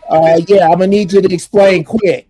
A sample is still whether you play it or whether you Zappin' Roger. Hey, Zappin' Roger. Sampling it. So what I'm saying is the East Coast was sampled jazz records. What Yes. the West Coast was they started sampling soul records. Yes. R&B shit, more R&B songs. Yeah, exactly. Sampled a different Yeah. genre. Because Yeah. New York is more jazzy, more. Thank you. There's a great reason for Harlem that. Renaissance, and Illa. I think that's what we all trying to say. So listen, what I'm saying, and that's what we saying. So and me and Cody on the South shit. So what we telling y'all is, I love South shit too. Cass said what Cass said because the South was literally shut out from the shit. New York had the shit on lock. Everybody just wanted to hear East Coast or West Coast. Now, if you fucking, and Master P said it. Master P just went viral and said, "Hey, what you got for me? About it." The nigga say he went up to the motherfucker about it. And you know he was out in Cali. You feel what I'm saying?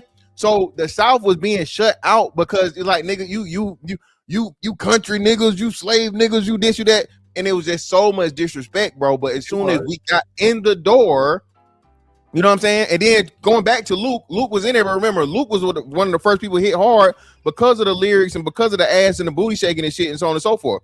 Luke was the reason for the damn the parental advisory shit. Remember? Yeah. So that's let me say this real quick, and then let me show you something else about the South. Cody, hold on. Let me say this about the South. You don't want to hear me because I've been kicking your ass. Look, though. Go over. No. Look, though. This is why I want to say one thing. Even with the South, the difference with the South and the North. My nigga, I told you to let him. You're not about to take over my show. I said let him finish, and then you could talk. It ain't got nothing to do with the South. It ain't got nothing to do with I don't want to hear you speak. I have no problem letting people speak, but you gonna let homie finish the statement, and then you could come through. Ain't nobody got no hate for the South. You hate the North more than I hate the South. But let me land, bro. And what I'm saying is, bro, it was just so much gatekeeping and so much shit to keep niggas out the door, bro. And like you said, just Master P changed the game for all rappers, right? From a business standpoint, right? Then you had Cass come along, and like you said, from the best rap group of all time, duo. I say duo because you got Wu-Tang, right? So it's just so many things, and then you still got UGK, A-Ball, MJG. A-Ball, MJG don't get they at all, and we ain't even got the 3-6 Mafia, 3-6 Mafia, Crunk movement, nigga. Club. Production. Right, Mr. Fantastic. They got some of the best beats. Mr. Fantastic. Who taught Master P that? Huh? Who taught Master P that? The Bay. That was E40's uncle, St. Charles. Yeah, but listen, he taught him the business. I'm saying he taught him the business. No, but whoa. He started his music on the West Coast too. West Coast band. I know that's what I'm saying, but that's what I'm saying. Oh, okay. He was saying they didn't let him. He was saying, remember, he had to go up to the radio station so many times because they was like, nah, man, nobody want to hear that shit. Yeah. He said that. So that's what I'm saying. So even though he was on the West Coast and he was learning everything from the West Coast was shutting him out, just like fucking New York was shutting out Cat. He was an underground rapper. So just like a whole bunch of the rappers I can name that's from the Bay that you ain't never heard of before, they wasn't just getting radio play. Like, and so he was an underground rapper. Either Jay-Z when he first came out, they ain't get no love. Yeah, but when I'm just saying it wasn't because he was from the South, Mr. Fantastic. I'm just saying because he was an underground nigga. I feel you. He's saying when he went to the station with his sound, he said they was like, nah, nobody want to hear that shit. Like, nah. Oh, he had so many times. That shit happened to people from New York in the 90s too. Niggas in New York wouldn't get signed by like Jay-Z. Well, no, Illa. I'm saying, and they hold on. Where Master P was. He didn't sign niggas that was getting done like that. But every nigga in New York don't supposed to get signed. That's the thing, though. That's you exactly. So shit, we ain't like every nigga in New York supposed to get signed because they do. Who said? Are you listening, my nigga? I know you might as well say it, but every nigga in New York wasn't getting signed either. They don't supposed to, and them trash ass shit. What I'm saying is this, big dog. This nigga got like some dumb shit. Like that nigga be in his feelings. I don't know what you talk about now because he missed my whole point, and I didn't mean to remove him. I just tried to mute you. So I didn't mean to remove you. I just tried to mute you because you making my fucking point. Nobody said New York niggas supposed to get signed. What I'm telling you is, if you're not good, no matter what region you from, they not gonna sign you because niggas be making it seem like if you're from New York, you automatically get on. Or if you're from the Cali, you automatically get on. And that's not the case. You can be from any region and have still a hard time getting put on, regardless. Just because you're an actor in LA. Up north, y'all got it way easier. Up north in the South, they signing motherfuckers left and right, bro. Still to this day. Though, what I was finna say, the difference between the South and the North was, and probably the West a little bit too. The South got it, and they left the doors open for other regions in the South. They left the doors open for whoever was hot in the West, or if you was hot in the East, you can come join. Y'all didn't do that, big dog, and that's just the truth. I'm not disagreeing with you though. But see, all the way up to Juvenile 400 degree, goddamn me, that's you with that badass being, huh? That's you that can't keep old lady because you keep fucking her friend, huh? All the way up till then, they did not accept that song until Jay-Z put a verse on it, big dog. If that nigga sold 4 million records, niggas, that's see, this the thing about you. You be making a point and then you add your bias to it. Niggas fuck with niggas down south, bro. Well, I'm telling you about the radio stations and the airplay, big dog. That's what I'm talking about. But are you from? Where you from? Where you from? Where you grow up? Me, I'm from Mississippi, big dog. Okay, so you grew up in Mississippi. So you can't tell me what I heard living in New Jersey on the radio. And the first song I heard was not the remix, it was the original one. Niggas was not. Well, you saying something different from what Juvenile said. Hold on. Well, that's cool. He not from up there neither. Niggas was fucking with yo. He know his music getting spent at. Now sold 4 million records. So niggas up north bought it, bro. Man, you clowning. Man, come on, Illa. Let's be real. He just the dude. What is that noise? What is that sound? Y'all don't hear that? The rappers themselves. I don't know what that is. I hear it. I'm in class. That's me. But the rappers themselves talk about when they go to New York and their receptions, and a lot of them from the West and the South. That's a big reason why the West and the South got a different relationship than the West and the East and the South and the East. The West and the South being locked in. But the rappers themselves talked about, they told their stories about going out there and getting disrespected, getting booed, etc. That's coming from out of their mouth. And I agree, and I thought that was lame. Because like I said, especially from them to boo Outkast, like why would you boo Outkast? Like Outkast is phenomenal. I love everything about their music. That's my favorite rap group. So I don't have a region bias, but I hear more bias. Put like this, they're talking about what an old region bias. I hear more people talk about what niggas in the 90s said about the South. But today, the South is embraced by everybody. Because they won't end. Because they won't end though, Illa. It's a difference, big dog. When the South wanted in, they wasn't embraced though, big dog. That's the difference. You don't see that? And the South still leave the doors open. So, if you hot in New York, big dog, the South will fuck with you, big dog. Up north, this what I liken it to, Illa. This what I liken it to. I'm saying, do you see what I'm saying, though, Illa? He always hating on the West. Get my point. Back then, yes. Back then, when the South wanted in.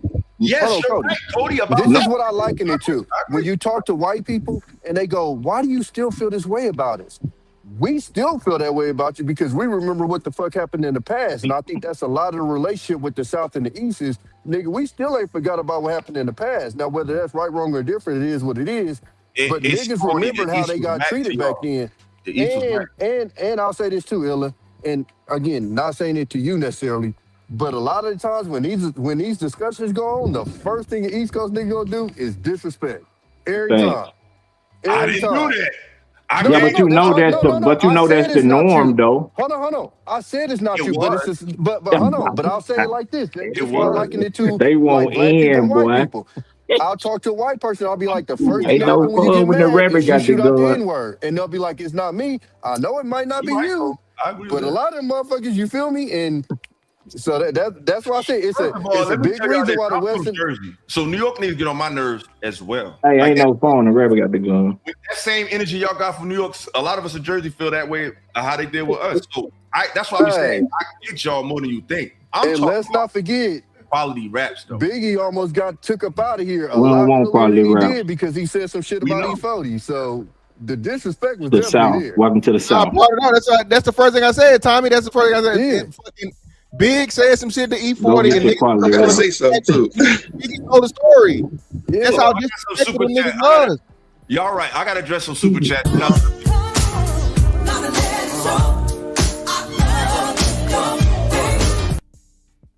Shout out to Couture Leotards. Happy birthday, Illa Peace, brother. Appreciate you for the $20. Appreciate you. Marcus Evans with the $5.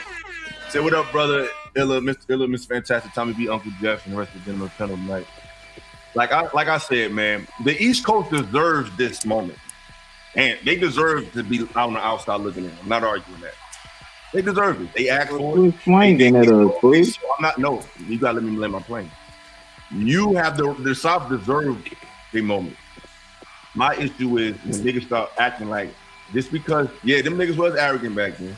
Yeah, it was on some bullshit, but that don't mean the music was bad, and that don't mean classic albums are classic albums. So all I'm saying is eras. I still think the music from that era, in my opinion, regardless of region, I'm just talking about the '90s. I just think that era just made better music than this era, from any era. I mean, let me ask you something, Illa. Let me ask you something. Terrible shit right now to me. I think most people make whack music, no matter what the region is. I remember earlier you was talking about Young Thug, right? And he be saying weird things, and his lyrics be a little. I just said his interview. It just showed that there's no real. It showed a lack of depth in the modern artists. Not all of them, but a lot. Like even Lil Wayne. One time they interviewed him, he said, "I'm a rich black motherfucker." Yeah, he don't believe in racism.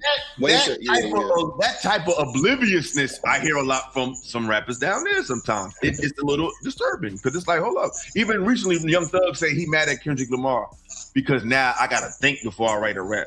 That type of shit. Nigga, you been had to think. And that's insanity. To making music without thinking, what kind of music are you making that doesn't require thoughts? What can you do in life that don't require thought? That's crazy. Why Young Thug, though? You ever hear T.I. say something like that? T.I., I don't consider T.I. a whack rap. But look, though, like... Well, that's what I'm saying. That's like the representative of the South. This what up north never want to talk about. Hold on. New South. This what up north, y'all don't like to talk about this right here. Go ahead. Because I done heard Biggie say a lot of weird, odd lyrics. Like, I've heard Biggie say a lot of weird, odd things, bro. Two lines. A couple other artists too, but y'all don't like to.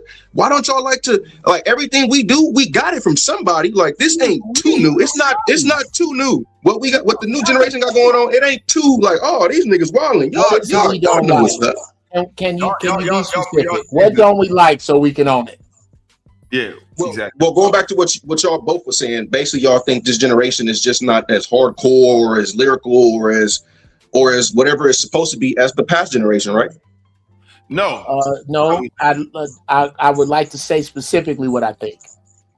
I think that the radio is an unfair representative of what is the best of hip hop from young people, and you have to dig for it.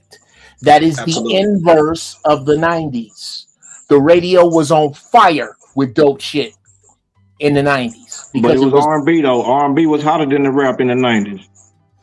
So look, so big homie, is that our generation or is that the agenda they're pushing? Yes, it is possible for both to be true.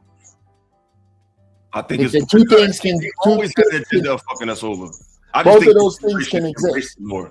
Because look, we got lyricists going into these labels and they like, no way. No, like, but that too is a fallacy. The label is.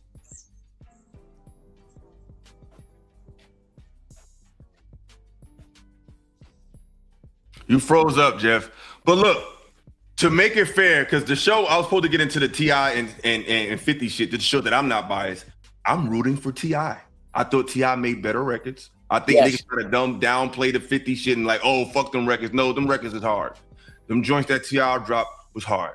I want to hear 50 rap. Because personally, I think the decline of East Coast hip hop is when, and I like G-Unit, and I like Dipset, but when they came out, it changed everything. The problem with East Coast hip hop is they started gang banging. That's what fucked our culture up. See, they started blooding and cripping. It fucked up the music. It fucked up how we talk to each other. Come on. It fucked up everything. When we started. Okay, look. Both of y'all say y'all got T.I. Not to cut you off, I apologize. But both of y'all say y'all got Tip over 50, right? Yes. Okay. You look just like us, sir. Okay, I want to ask y'all why. Why y'all both got Tip over 50? In this battle, because 50 ain't make no music. You talking about just the current beef, not what they've done. Just what's going on. This the thing. I think is a lot closer than people want to give credit. T.I. got a lot of songs. 50 can't rap with Tip, man. I don't think 50 can rap with Tip either. I really don't. I don't think. Here's. I think number one, 50's timing was perfect. 50's backstory was perfect. 50's image was perfect. 50's rhymes was really, really good. I think that T.I. is better than really, really good. You ever sit down and just listen to a whole T.I. album? T.I. is an underrated lyricist, bro. The reason why that discussion is so tough is because that goddamn first album, Get Rich Boy, that is a motherfucker. Yeah. I don't care who you is. Did you hear I'm Serious? No. I'm not saying. Hold on. I'm not saying that to discount T.I. because I've been fucking with T.I. way before 50. No, he's just calling out the gorilla. It was a gorilla, bro. That motherfucking Get Rich or Die No, 50 came with a monster though, but to the end. And hold on, he can't rap with Tip. We're not even talking about the mixtapes that predated that. Now the mixtapes is crazy. You know what I'm saying? Like, people forget. Yeah. Oh man. People forget. But T.I. man, nice though. No, 50 had a lot of shit that was underground when he was mainstream. Like he was mainstream, but his music, like, that's what I'm talking about. Tip Gangsta Grill gonna smoke all that shit. One of my favorite songs ever is that Top Down remix. When I fuck with Tip, but I'm just what I'm telling you is the reason why the public is having such a hard time with this is because that motherfucking Get Rich or Die Trying was so motherfucking hard from front to back. I don't even think he got a skip. Yeah. I don't think he got a skip. Hey, look, so 12 hits versus 12 hits. It's 12 hits versus 12. Yeah, that's not the album you got. And that's why I said you got to Get Rich or Die Trying, and then 50 gonna down his mama land. Don't let me get the hits off of the mixtapes. Like 50 might win because he had like a bigger global appeal. Then don't throw the genuine hits in there. Then don't throw. Remember, this is how we do with the game. He wrote that. Hate it or love it. He didn't write the verse. No. I'm not talking about the verse. I'm talking about even his verse. I got Lamborghini dogs. Man, you can't take nothing away. There is nothing. There is nothing to take away. You ever heard "Dope Boys" by T.I.? The first, like, you ever? No, like, listen to me, Illa. He's not talking about T.I. I'm not saying any of this to discount T.I. I fuck with T.I. more than 50. Man, are you serious, fool? But I'm telling you, we all lived it when that shit came out, bro. And mind you, I was in the South when T.I. came out, so I we felt all that know too. he had the biggest, probably one of the biggest, if not the biggest debut in rap. I never But, and that's what I'm saying, Ella. Like that's what's making everybody think that T.I. can't compete. I think T.I. can't compete. Album no more. I don't listen to Get Rich or Die Trying like that. Well, I think 50 can. I think T.I. can compete in spite of that machine. Remember, Dr. Dre produced 50's first album. Do you know what that means? That means the tracks on that album beat out 100 tracks. That's like, bar for bar. Like when it comes to like Cody. This is what see this comparison. Cody is what I'm talking about in hip hop. You see how T.I. got the substance and he really nicer, but niggas will put 50 over him. No, because look. T.I. got the substance, but his bars ain't. T.I. bars are average. He don't say nothing crazy like, ooh, he just say like, just be cool. California. Bro, man, I got T.I. is in my top 5. I love T.I. But I'm talking about outside. How is he? Man, sit your dumb ass down. Wait a minute. I need something answered. I need something answered. Young man, could you please answer this question? How is it? Wait a minute. Could I please? This is a very, very important question. I got you. You said T.I. is in your top 5. You also said that his lyricism was okay. Could you explain to me? I got you. Okay, look, I know you don't got me because you don't hear my question. Can I finish my question, please, gentlemen? Yeah. I believe this is a good question, gentlemen. Could you please explain to me, in the universe of dope-ass MCs, how a mid-MC is in your top 5? Go. Absolutely. Look, and I'm gonna start with this. Because we started off talking about Nas, right? one of the coldest lyricists walking, right? So if that's hey, look, hold on. If that's y'all top tier, T.I. is nowhere near that, bro. He's not. He's nowhere near that. That's a great answer to another question. What That's a great answer to another question. Okay, hold on. Answer my question. I'll ask it again if you need it. I don't need you to answer it again. Please let him answer this question. I got you, because he said how is it okay? Look, because he said how is an okay lyricist in my top 5? I'm gonna answer that. Hold on. Because like I said earlier, it's not about to me, it's not all, I'm not basing you all off of your lyrics. It's the image too. And T.I. at his peak, he was one of the best to me, one of the best. But when I'm listening to what he's saying, it's like, okay, yeah, he talking. He even shouted out my Uncle Dashe in one of his songs. He was locked on my uncle. T.I. one of my favorites. But we talking about like crazy lyrics, like, oh, hold on. What did he say? What did that mean? Nah, bro, you hear it, he be like, that was cold. You ain't heard Till. You ain't heard T.I., bro. Be honest. Do you gang bang? I be outside with my gang. Larry, little honest, I need you to be. I be outside with my Yo, Lil Larry, you ain't about to disrespect Cody, because that shit slap. You ain't about to disrespect. Bro, hold on. Because he said bro, you said Nas is up here. Where's T.I. in there? Where's T.I. in there? Just answer that. I think Nas is in like a whole other like echelon of lyrics. He's like the Michael Jordan of lyrics. So I don't think T.I. is there. So is T.I. a B or a C? Hey, if Nas is an A, is T.I. a B or a C? For being from you heard Illy. For being from where he's from, I think T.I. is an A. T.I.'s an A. Hey, There's a real easy way to solve this, gentlemen. I don't know what the rest of y'all are doing 7 days from today at the same time. But why don't we all pick one T.I. album and all of us listen to it and get back here?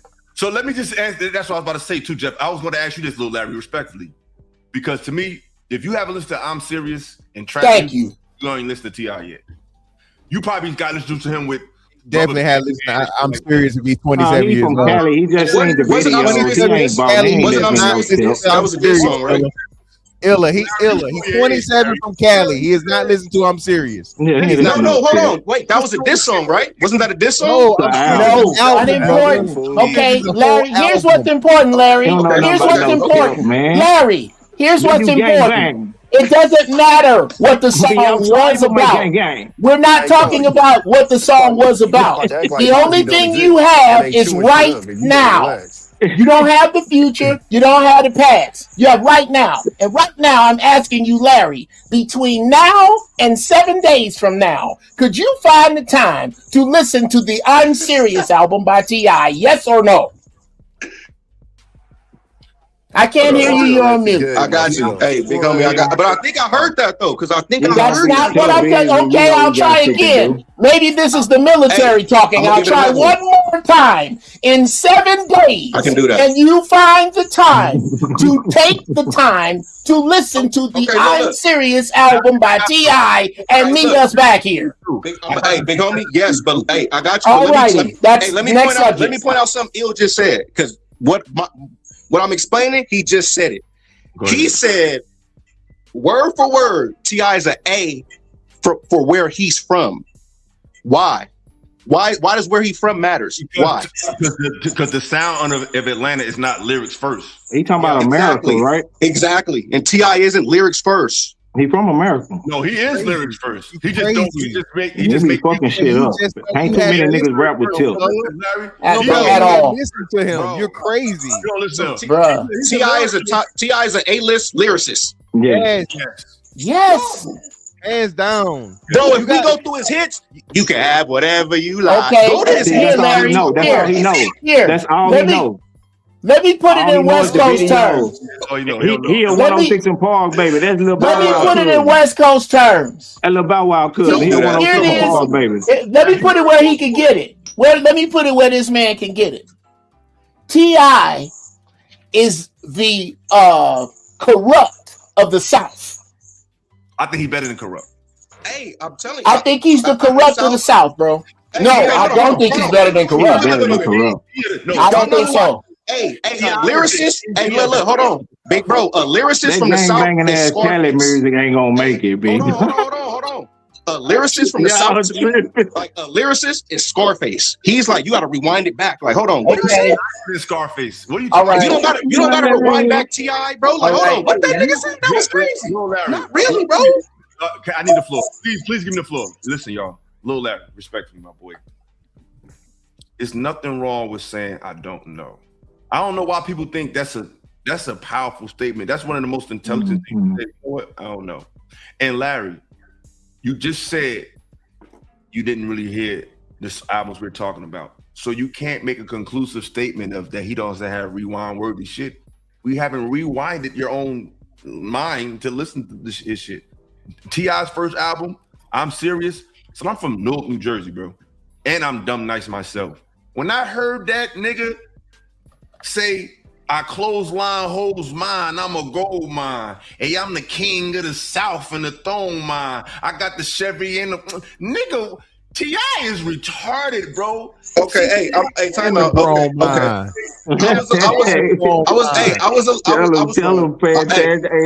y'all that. I'm gonna give y'all that. You don't have to give us anything. You don't have to give us anything. Here's what you have to do between now. That nigga said I clothesline hoes mine. Hey, the big homie a fool, man. Yo, nah, because I kind of jumped on that, and I had to think like, hold on. T.I. has said some crazy shit that I'm like, you know what? That was How all of us wrong, bruh? All of us. AD. Listen, man. I didn't say that. We all from different parts of the country, different ages. All right, look. Let me ask y'all this. If you rank T.I. and Scarface, then lyricists, are they close? Are they near? No, bro. So you kind of poisoning the well, bro. Scarface is legendary lyricism, dog. GOAT tier, arguable Mount Rushmore, especially in the South. That's royalty. That's God tier. So no, we're not going to compare him to Scarface and so on and so forth. That would be like comparing fucking Hercules to Zeus to Big, or anybody to Big or Pop, right? That's a big thing to say. So what we're telling you is this. Southwise, biggest lyricists, you got T.I., Luda, and of course Andre 3000. Big Boy, because I hate y'all to be leaving. Hold Big on, Boy. who the hottest shit in Cali right now? Killer Mike, Big Boy, Killer Mike, gang. Cody, code for that. Big Boy, Killer Mike. Still better than that shit. One that's definitely underrated and never gets his fucking credit. Project Petter. Out here slanging on his blade, praying that I don't get cut by these police station spades. Out here jumping, checking nuts. No. Hold on. Vice versa. That is weed up in my Put a lungs. whole fucking flow out here that was his. It's kind of contradicting. Because you say Scarface is so good, T.I. can't compare. When you niggas gonna learn when you cross in this game, then your ass to get burned. Where's Hakeem Ali from? He damn sure don't know nothing about Project Pat though. Fantastic, you going too far with that one. That young cat right there. That is a lyricist, though. I don't put him in that lyricist category. Okay. Of course not. Yeah, you wouldn't, dog. Hold on. Illa, I say this. Illa. He like first. Mafia was nothing but crunk music and just a whole chants and shit and so on and so forth. No, put it like this though, Fantastic. I like the only life rapper we live. they had. Life we live. Look, man, everything that's going on right now is a 3-6 sample, big dog. They can't. That's a fact. That's a fact. They can't get away from them. Hey, 3-6. Atlanta stole Memphis sound. Man, they can't get away from 3-6. I'm talking about the whole world. Everybody with singles got all that Juicy J in the background. Yeah, ho. Come on, man. That's hypnotized minds right there, big dog. If you really want to be serious, if you really want to be real about it, the roots of hip hop don't start in New York. They start in Memphis. I mean, because the shit you sampled, jazz and blues. Hell yeah. I mean, all music come from the South. Jazz, blues, James Brown. Mississippi. Yep, on that river. We ain't arguing that. The South. Yeah, that makes a lot of sense. But that's why I like Outkast so much, because I feel like It's soulful. It's soulful. It's soulful. It's And they soulful. saying something. Cause I like this is why I like T.I. so much. T.I. You heard that Aquemini? Bro, they my favorite group, bro. All right. I'm telling you, man. Hey, shit now. Hey. What's fantastic note. You know what song's underrated on the Criminal, yo? You know what song's underrated? And I was thinking about doing it. Would y'all support this if I did like I want to do a hip hop review group, like a membership, like you know what I mean, a private group. We just talk about certain albums.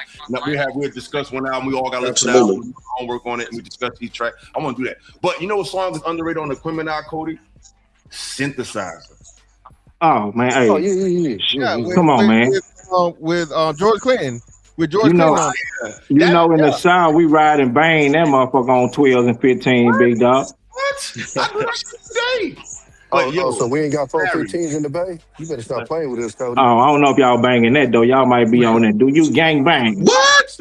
I be outside with my gang gang. Here we go. Hey, so that's what Cali represent right now. That's what y'all when y'all think of Cali. That's what y'all think of. Hey, you acting like Mozzie ain't out here eating shit up. Yeah, y'all gotta hold that.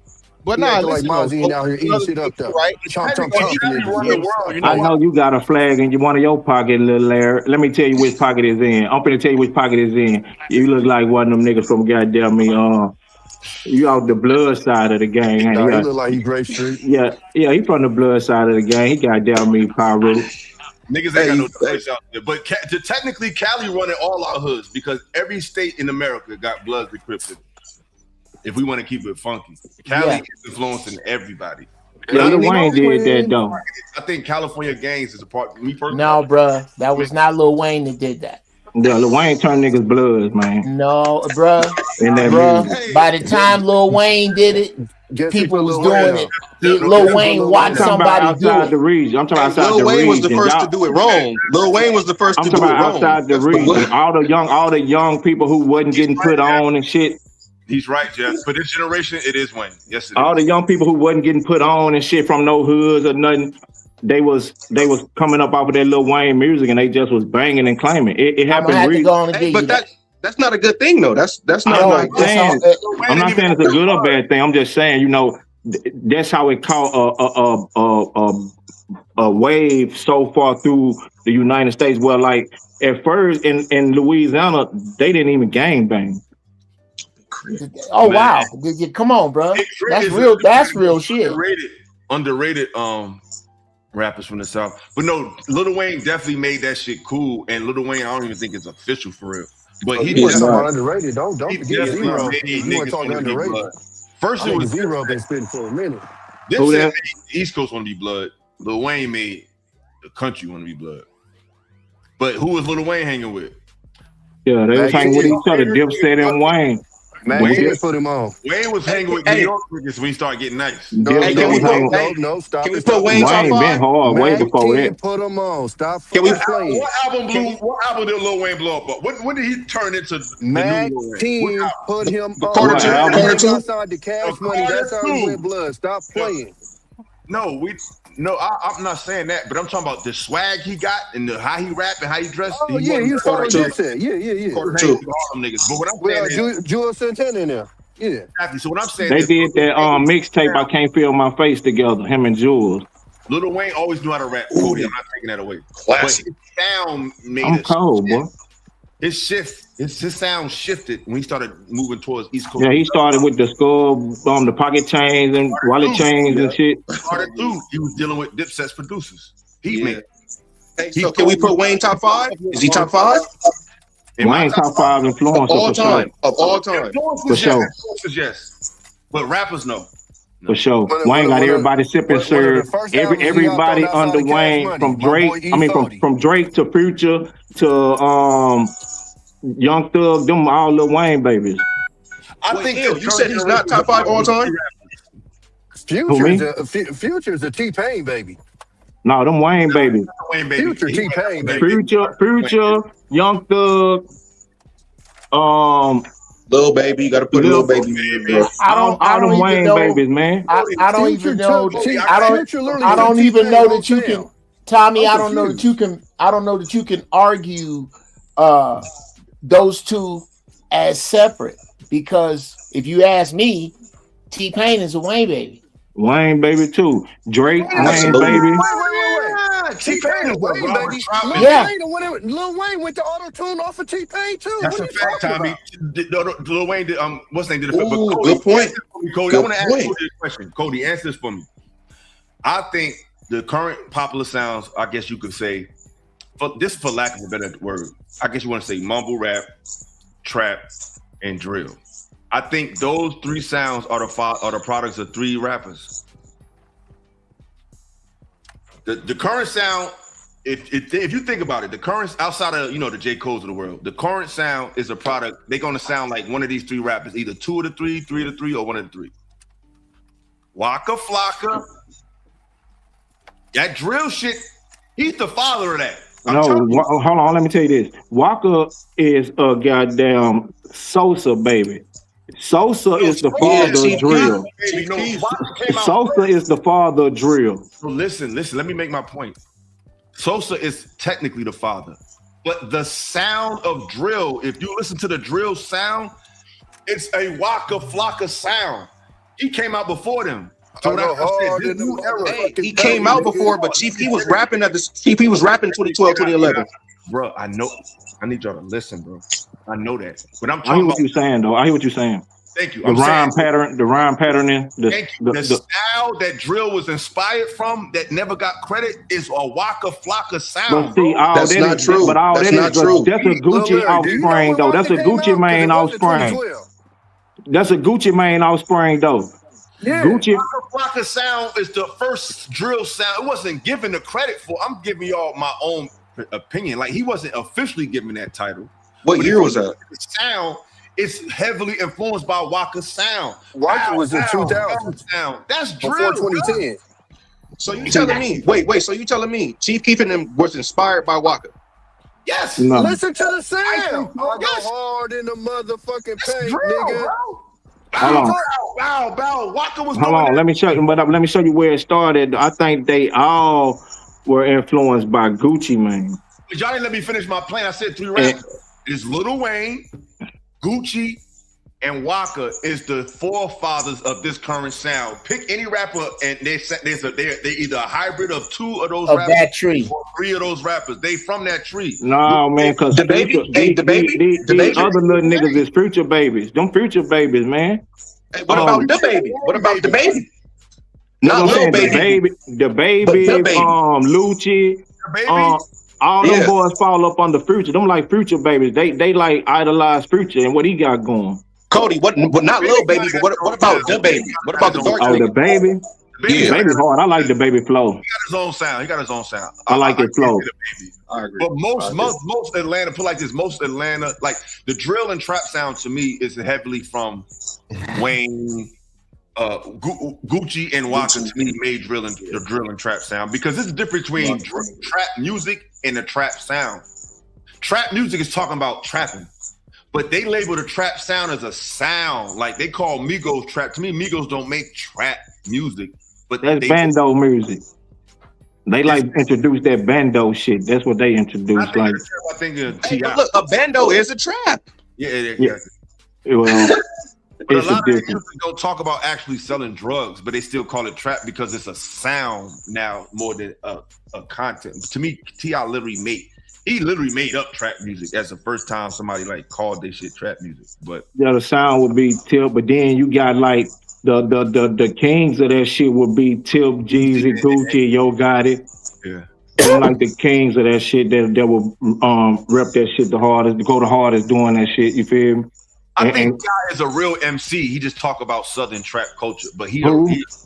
is an MC that talk about Southern rap culture. But to me, his approach to music is more of a lyrical. And you know what? I'm thinking about it, Illa.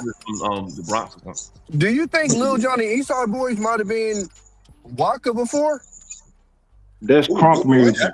That's why I'm telling you, there's a difference between crunk and drill. Waka was crunk. Facts. Drill music come from Sosa, big dog. Sosa. No, hip hop, Cody. Hip hop is the umbrella. So you could say that the crunk sound could be the umbrella for trap and drill. You could say that. No, the crunk sound would be that Lil Jon sound would be more and you can more compare with 3-6 Mafia sound in the 90s. Yeah, that's a separate umbrella. Tear That's the a separate club umbrella. up. Tear the club up. That shit and the Lil Jon sound, they all like fit in the same bracket. But that drill music, Tear the Club Up, Lil Jon, and Waka Flocka are the kings of crunks.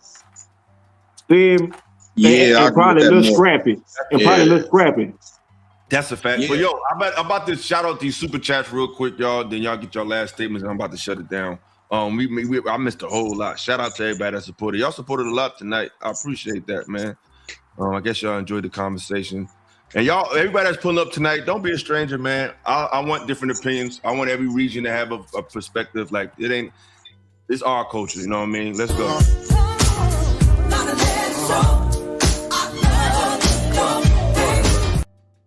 Shout out to Mr. Fantastic with the $20 holla. He said the South saved rap hip hop in the 2000s. Y'all welcome. All right. I ain't gonna argue with you.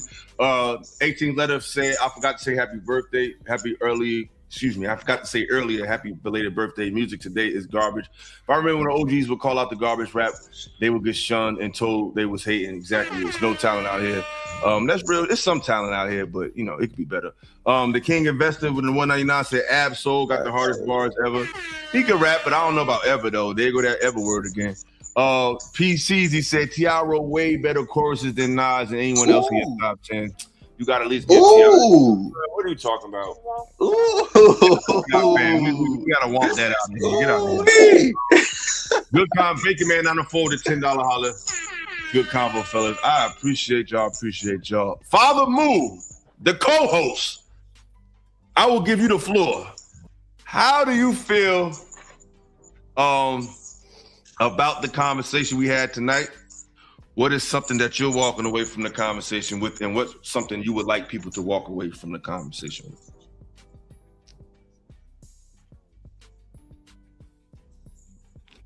Yo, FathaMu, did you hear me? I don't think he can hear you. Oh my God. Bro, you can't hear me, bro? He been ignoring us the whole time. Ain't that some shit? Bro. I think he's That nigga frozen. sleep with his eyes open? No, I think he's frozen. He moving, but Oh, he No, I can see moving? him move. Oh, okay. yeah. I reckon that was the size of stroke. Yeah, he I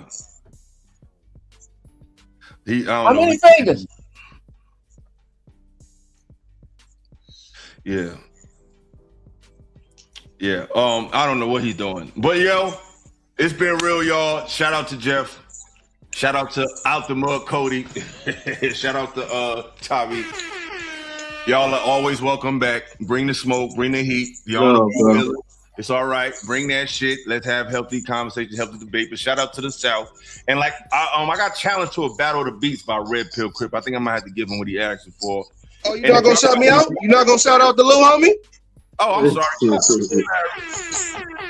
Little Larry, my bad. Shout out to we got all right in the building. We got the Bay in the building, we got the South in the building, we got, we got Chicago in the building, and we got the East Coast. You know what I'm saying? We hitting all. Could you explain that battle? What is the Battle of the Beats? What y'all gonna be make beats? Y'all make beats? No. He basically a versus. He wanna go song for song with me. So he wanna go. He think he could fuck with me. I ain't never heard of shit. He might be cold as nice. He might be dumb nice. You know what I'm saying? Where you from? St. Louis, Kentucky. He from Kansas City, right? Valley. He's from California, nigga. Who you say it is? Red Pill Crip. Red Pill Crip. Yeah. What you doing with that red pill cup? Are you from LA? Yeah, I think so. What you doing with that red pill cup? Larry, you from LA? Yeah. I'm not from LA, but I live in LA. Oh, okay. Oh, I thought you was from LA. You got the accent now. Where you from, little Larry? I'm from Reno Valley, California, Riverside, California, man. Oh, same shit. I got you. County, Okay. that's LA Yeah, you got the Bay and LA in here, the whole West. You feel me? Absolutely. Jersey in this motherfucker, you ain't I used to live behind the airport. Oh, he from Malibu, Crip? Oh, shit. He said Malibu. This nigga disrespectful. From the blue, baby. I'm fucking with y'all. My neighborhood rolling, nigga, so a nigga know what's up with me. Hey, neighborhood, huh? He said My neighborhood. neighborhood is. I ain't. Yeah, he said they rolling. I just watch them go by. Peace to everybody. Shout out to everybody for pulling up. Shout out to the super chat.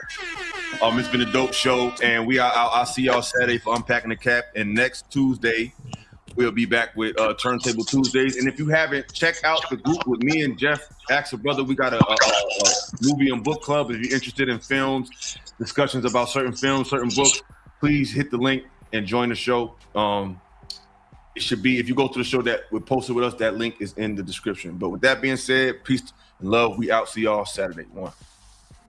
I'm 10 toes. Hey yo, the game got me mortified. So I focus on being fortified. Twisted shit encrypted and codified. Products of a simulation.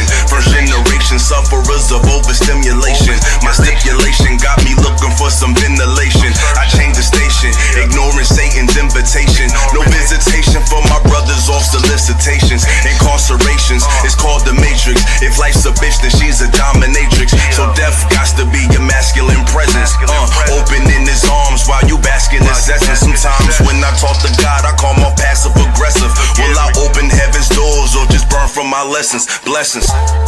You know the game been told. If I was you, then my soul would have been sold. Watch what you do, cause it's coming back tenfold. Either way it goes, man, I'm 10 toes, 10 toes, 10.